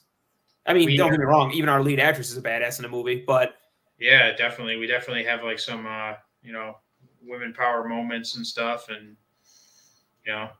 anyone can be a badass. it all determines on who the character is. So yeah, I mean, I'll be honest with you, when it comes to action movies now, if I see one more 125-pound woman doing that kickflip, backflip, spin around the guy's neck thing, I can't do it anymore. Like, the Black Widow move where they do like the spinneroonie on them. I'm not for it. I like action movies that are believable. So like, action. Does the Black Widow have any powers, or is she just like a person? So Amy asked who's more badass, her or John in the movie. I would probably say... Don't ruin it. Don't ruin it.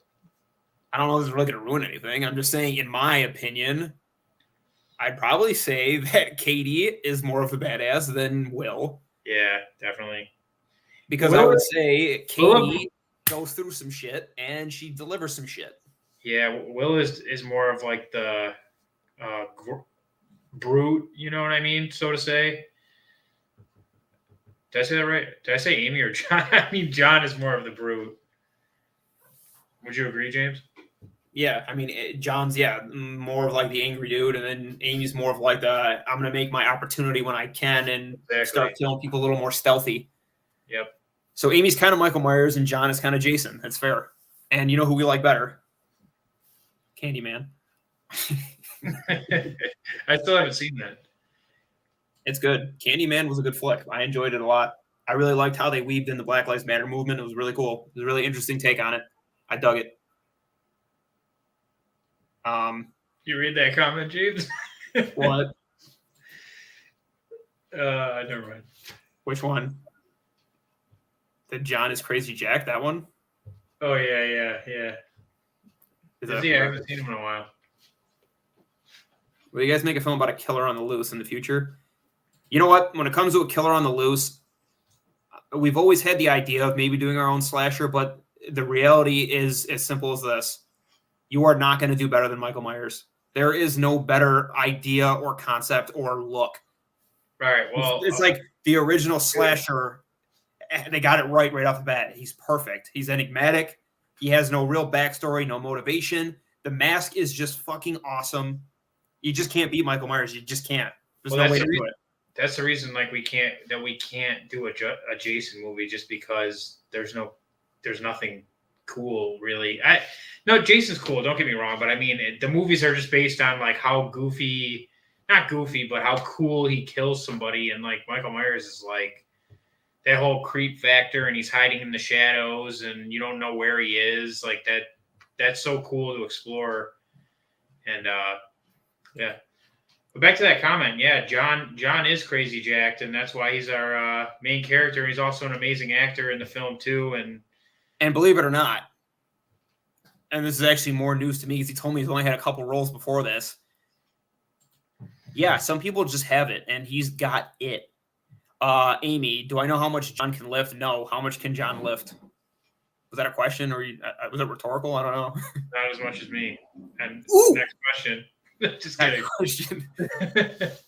That's actually another thing too. I mean, we're kind of gym bros, so once we have some money, we'll probably, during the pandemic, we shot a film. We used to bring our dumbbells on the set and just douche it out in the front yard, because that's just what you gotta do. You gotta let people know that you're in charge, and you start throwing up some of them thugging weights, and they know. Just kidding. It's just long set days. You can't go, so you got to do what you can, and because definitely being a filmmaker, you can't keep a steady diet. You have no schedule. You yeah, it's next to impossible. Days are 12 hours long, and yeah, so you got to do what you can. And when you can, do a couple push-ups. Amy said more about John being jacked and talented. Yeah, he's jacked. He looks good naked. I don't know. I'm just kidding. Am I though? No, I am. he's got a great beard. He's got good hair. He's got long hair, and I don't know what else to say about him. He was really fun to work with. I'd say that. Him and Amy, they were a great choice, and I'm glad that they were part of this flick. I think you guys are going to be very impressed by them. You know, they really did a lot in the movie, and they went through a lot in the movie, and yeah. And the best thing about both of them is that they were gamers, and John really threw himself in a hole and dragged himself through the dirt, and it was a rough movie. And we really needed some people that were game for that. And we got the right cast, and because we've worked with people before that are, yeah, I won't go there, but yeah, we've worked with people before that everything had to be like the perfect. I don't know what I'm trying to say. All right, we've been on here forever. I'm having fun though. Keep the questions coming, guys. What else you got? So yeah.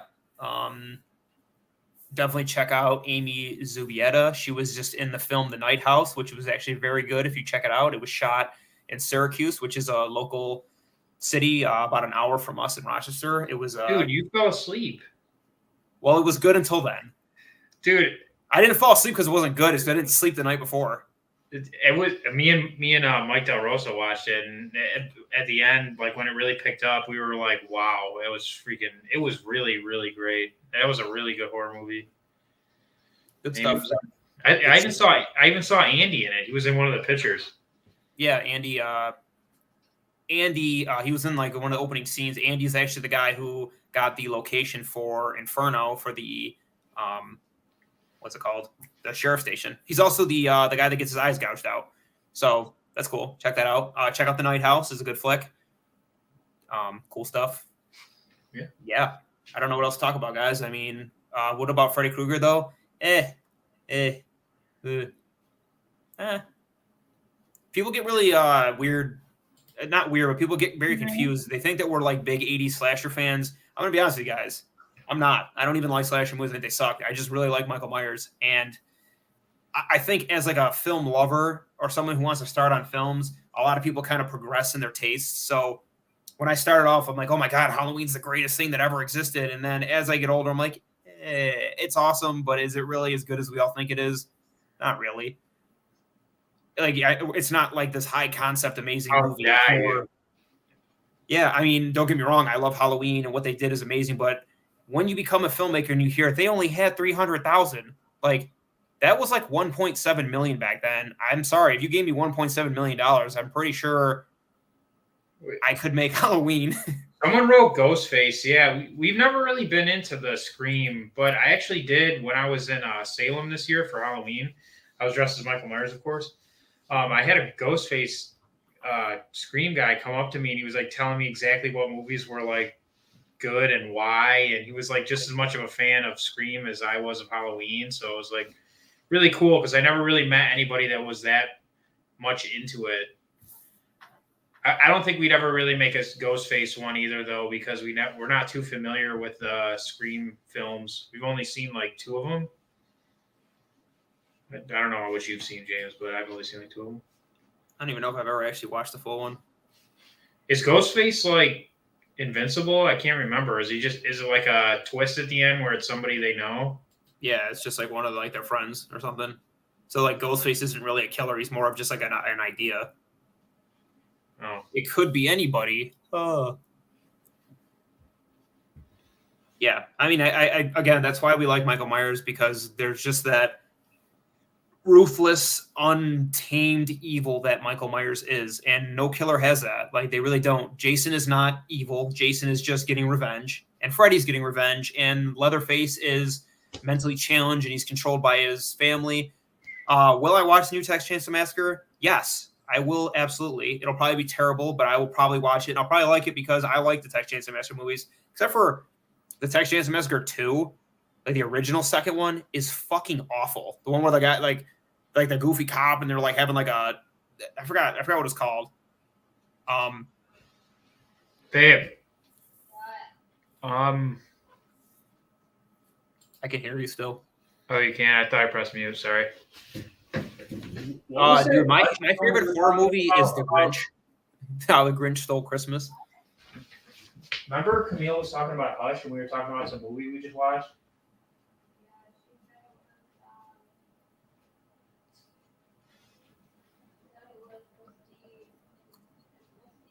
Yeah. Oh yeah. So cool fact about because Kimberly wrote about Hush. I guess that director that made Hush, in Hush, the movie that's pretty cool. It's a slasher movie. She can't hear, James. Remember that movie? Do you? Yes. Well, yeah. In that movie, she's reading a book that's called Midnight Mass, which is his. Did you watch that yet? That was freaking awesome. Midnight Mass. I still gotta watch it. Dude, on Netflix, I thought that was cool as hell. Like that was genius. That's actually, it's not one of my favorite horror movies, but that Netflix series really blew me away. Like that was so cool. Like that small town feel and how they intertwine horror with like Catholicism and all that stuff. It was amazing. That guy is definitely a good writer. What's our favorite scene from Halloween 2018? I would probably say the scene in the asylum when you first see Michael Myers. I thought that was probably the most well done scene in the film.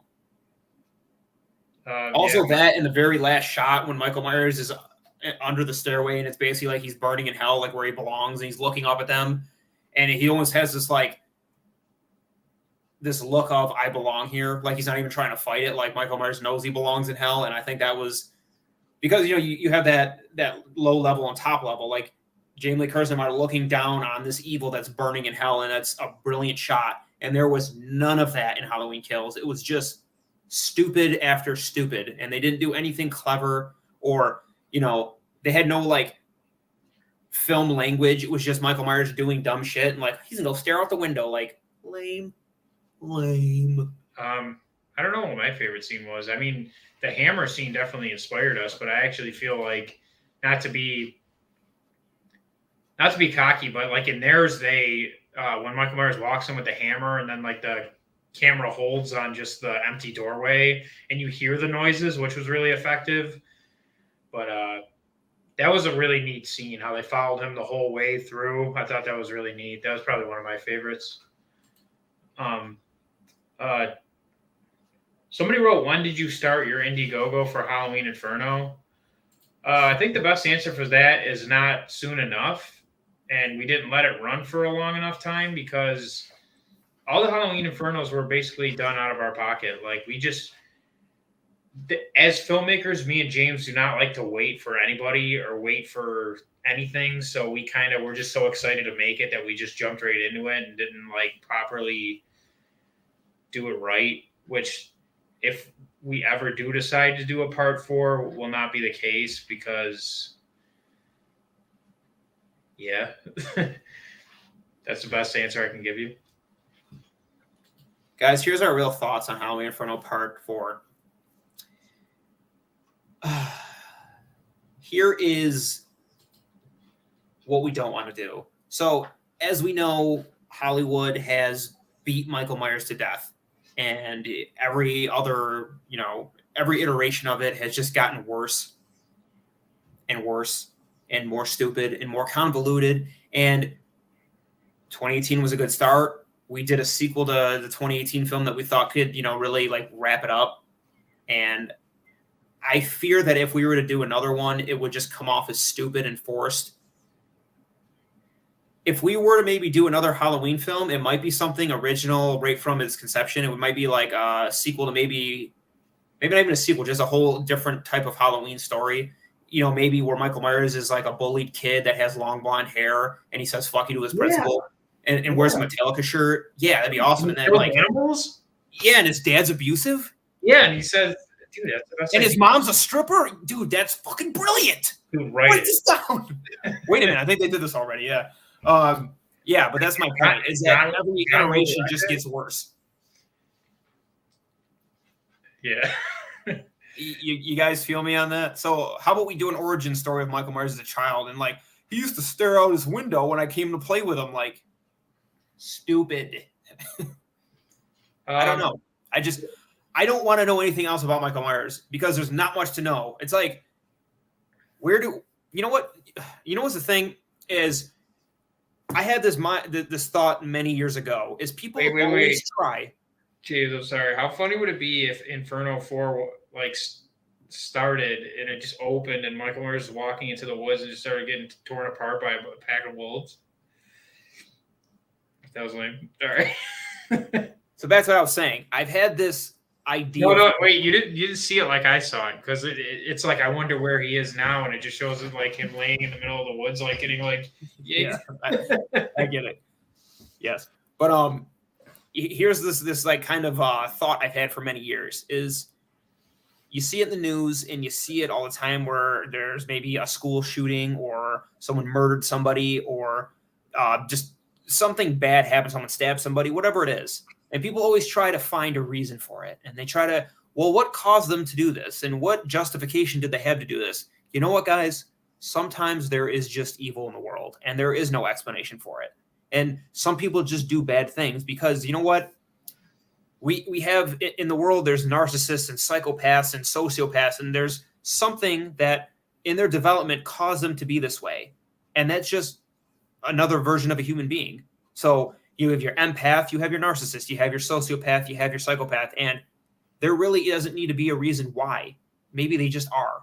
And that's why Halloween works, because Michael Myers just is. And there doesn't need to be him staring out his window, or I don't know. I don't know what they're coming up with. And he doesn't have to have a bullied mom or a redneck dad and all this other stupid shit. Just let Michael Myers be. And all I want to see is this dude in the mask kill people. And I want to see the impact it has on these people. And I don't think Halloween Inferno is the greatest thing in the world.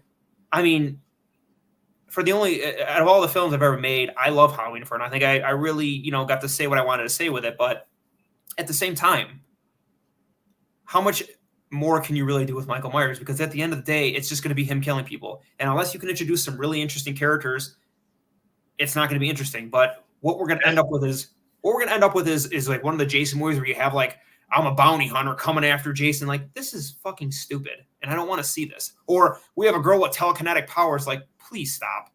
Or Jamie is linked to Michael Myers through telepathy, and she could feel his kills. Like, just stop. Wait, James, that's what makes these movies good. Is it's always Michael Myers breaking out and going on a rampage again, but you meet these characters that you start to care for because through character development and everything, and there it's like, well, are these group of characters going to react when the Reaper comes? Who's going to be the first one to go, and who's going to be the ones to fight? And that's what keeps these movies interesting. And that's what we did with Inferno. Like our sheriff that had enough and decides to throw hands on Michael Myers, and we saw how that went for him. Yeah, can I explain to you guys something about this? We introduced Sheriff Barker in Halloween 2018, right? That's when we first see him. And then in Halloween Kills, he literally does nothing. There is no character arc. What was the point of even having him in the movie? Because you could have just made Hawkins the sheriff, and the outcome would have been the same. But with Halloween Inferno, we gave him what is called a character arc. So when you write a character, they have an arc. They go through something, they learn, and then they do better. I let Michael Myers escape. I didn't take it seriously. People died. I'm going to risk my life to stop him. That is called character development. It's called an arc. But in Halloween Kills, what did we get? Jamie Lee Curtis sitting in bed, shoving a tube up her ass, and I'm going to kill him, and evil dies tonight, and nonsense. And then Sheriff Barker's crawling up the stairs, and the last shot of him, he's just sitting there chilling. Why? That's it? That's all he does play. All right, take off the glasses. All right. I forgot these were on. I'm sorry. Wait. Christian Spencer wrote, could you guys do a Halloween film on a young Michael months before Halloween and what led him to his sister's murder? Well, here's why. I can tell you exactly what we would do. He hears voices, some crazy whispering evil, and then he goes and kills her. Like, what? That's really we could do. Yeah, we could. Here's the thing: we could do it if we left it vague enough. But that's the thing that makes Michael Myers scary is you don't know why he does this, and you don't know why he looks like a man in a white mask, and I feel like anything you try to say, he was possessed, he walked across a graveyard, and a spirit got pissed off, and it just makes it not cool anymore. I don't know how to explain it, but there was one cool story that we were juggling in our heads. This is for a real Halloween fan that you'd have to really know the first movie. So what was it? The Undertaker, or the guy that took care of the cemetery, or whatever, in the first Halloween starts talking about, remember he starts telling that story where he's like, he got himself a hacksaw. Yeah, something goodbye. Yeah. And then like, I don't know. I don't remember in Halloween 1 if that happened in Haddonfield as well. No, it happened in the town over. Yeah, the town over. Like we were thinking, every town has a story like this. Yeah, so like every town has something that happens around Halloween. And did they have his name in that? Because didn't we Henry Bowles or something? Yeah, so it's like one day he had dinner and kissed his wife goodbye, and then he got himself a hacksaw. Then Dr. Loomis like cuts him off. Yeah, he's like, "Is this where it is?" And we always were wondering, like, what the heck was that story? Was that another Halloween? Oh, yeah, that was an idea that I actually had. So I was thinking about doing that story. The guy has the dinner with his family, and then he kills her on Halloween night, right? And then what it would do, so you don't know who the family is. Here's how the movie would go. He does all that, kills them, and then he kills himself. And then the camera would lift up off his body, and it would leave it, and it would go through the house and out the front door, and it would pass by a mailbox that says Henry Bowles. And then it would keep going to a young Michael Myers walking down the street, and the spirit goes into him. That's how Michael Myers became Michael Myers. But then there's an explanation. Is that really interesting now? So he's possessed by a spirit, because that's really all you could do, unless he was born of the devil. I don't know. Yeah. There's a lot of ideas. I mean, they'd be kind of cool, but at the same time, we all just want to see Michael Myers in his white mask kill him. Oh, I got a story, James. Anne Marie wrote, "Have you ever known a psycho?" I don't know if I should tell this story, but let me just say this. Is it our church story? I feel like that one's better so nobody would know what we're talking about. But what story are you talking about? All right, so I'll just say it as vaguely as I possibly can. So being a videographer and trying to make money in this business, you'll find yourself in some strange places with some strange people.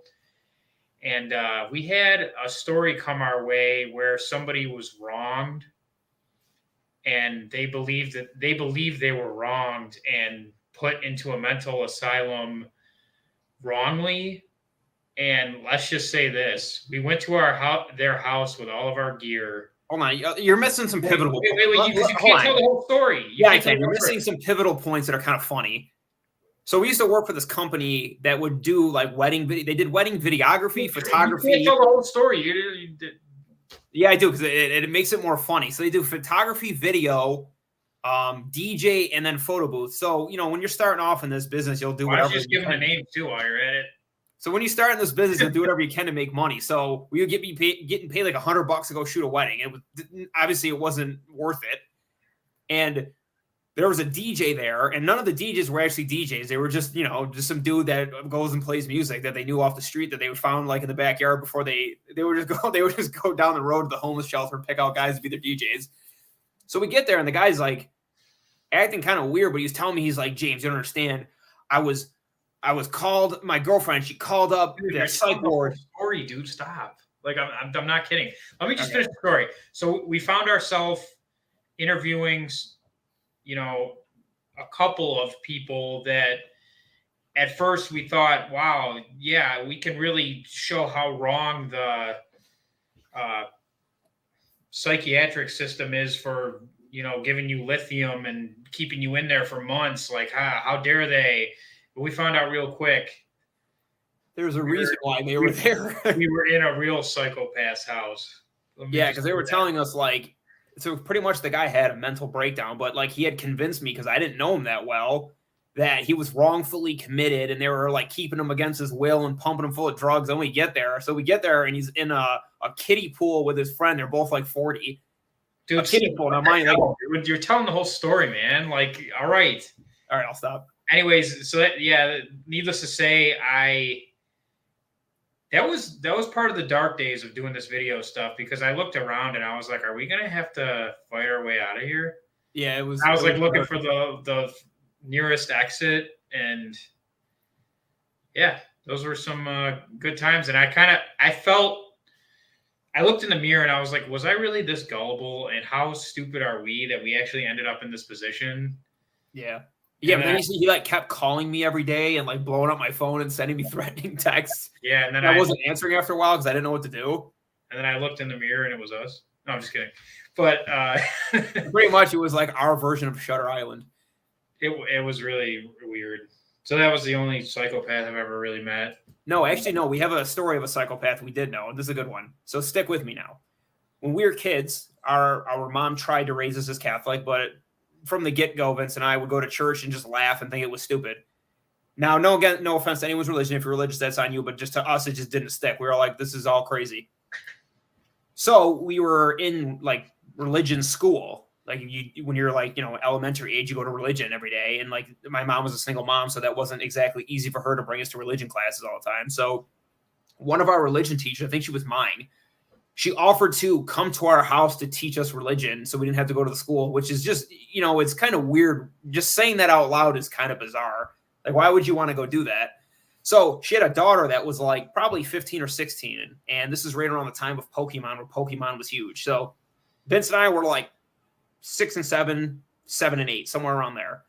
And they would come over and teach us religion. And she would say, oh, I have all the Pokemon cards. And she had like the holographic Charizard. She had a Pikachu, a a Venusaur. She just had them all. She had a Blastoise, all the holographics. So one day she comes over and we do our religion class. So in our backyard, our grandfather, we had a pretty decent sized yard, and probably about 100 to 200 yards back, we had a big red shed that our grandfather built. Now that was locked most of our childhood until we got older and smashed it open. And that's besides the point. So that was always locked, but we had a big backyard with woods that we'd always play in. So we're out in the backyard playing in the woods. And now this is a very Catholic girl. She's like 16 years old now. Now, mind you, we're 6 and 7. So we're like little kids, and she's, a teenager. And we're out in the woods, and all of a sudden she just starts swearing her head off, and she's like trying to censor herself, but she can't stop swearing. And we're like, ooh, you said a bad word. She's like, well, I can say it if I do this, but I said, fuck. Oh shit, fuck. And then her head started spinning and shit, and she started vomiting profusely. And like the leaves were swirling around her, and like the clouds were coming around her and shit. And Vince and I looked at each other like, what the hell? And then she started attacking us, like physically, like hitting us and shit. And we're like, what do we do? So we start running away. Hitting us really hard with a stick and stuff. Yeah, she was hitting us with a stick, like really hard and stuff. So we're like, what do we do? So we started running away. Now, mind you, we weren't exactly like pushover kids. Like we spent our whole lives fighting for everything, physically and mentally. So we start running away from her. We're in the woods and we look at each other, and without actually saying it, we were like, are we gonna beat this bitch's ass or what? So we look at each other. Right, that's enough. And I pick up a stick, and she's coming at me, and I cut her down at the legs, and she goes down to her knees. And it's like Godzilla. It's like Godzilla going down, and like she's roaring and shit. And then all of a sudden, Vince comes down over to like this old decrepit log and breaks over her back. And remember, it got silent for a minute, and like the possession stopped. Yeah, like then like the clouds cleared up and everything, and then like we didn't know what to do, so we ran back home. And they're like, "Where is she?" Like her mom's like, "Where is she?" We're like, "We don't know." So then she comes limping back up the driveway and shit, and like she put on this big act, right? Like she like crying, so we beat her up and everything. And then we got yelled at, and then she was walking away with her mom, and then she turned around, her eyes were yellow, and then the Michael Jackson Thriller laugh happened. She's like, ah! Actually, really. This actually happened. Wait. All right, you're going a little crazy. So the girl. No, this happened. So then the next couple of days, we go back to church, and she's sitting there at the pew like this, right? We walk by her, she's like.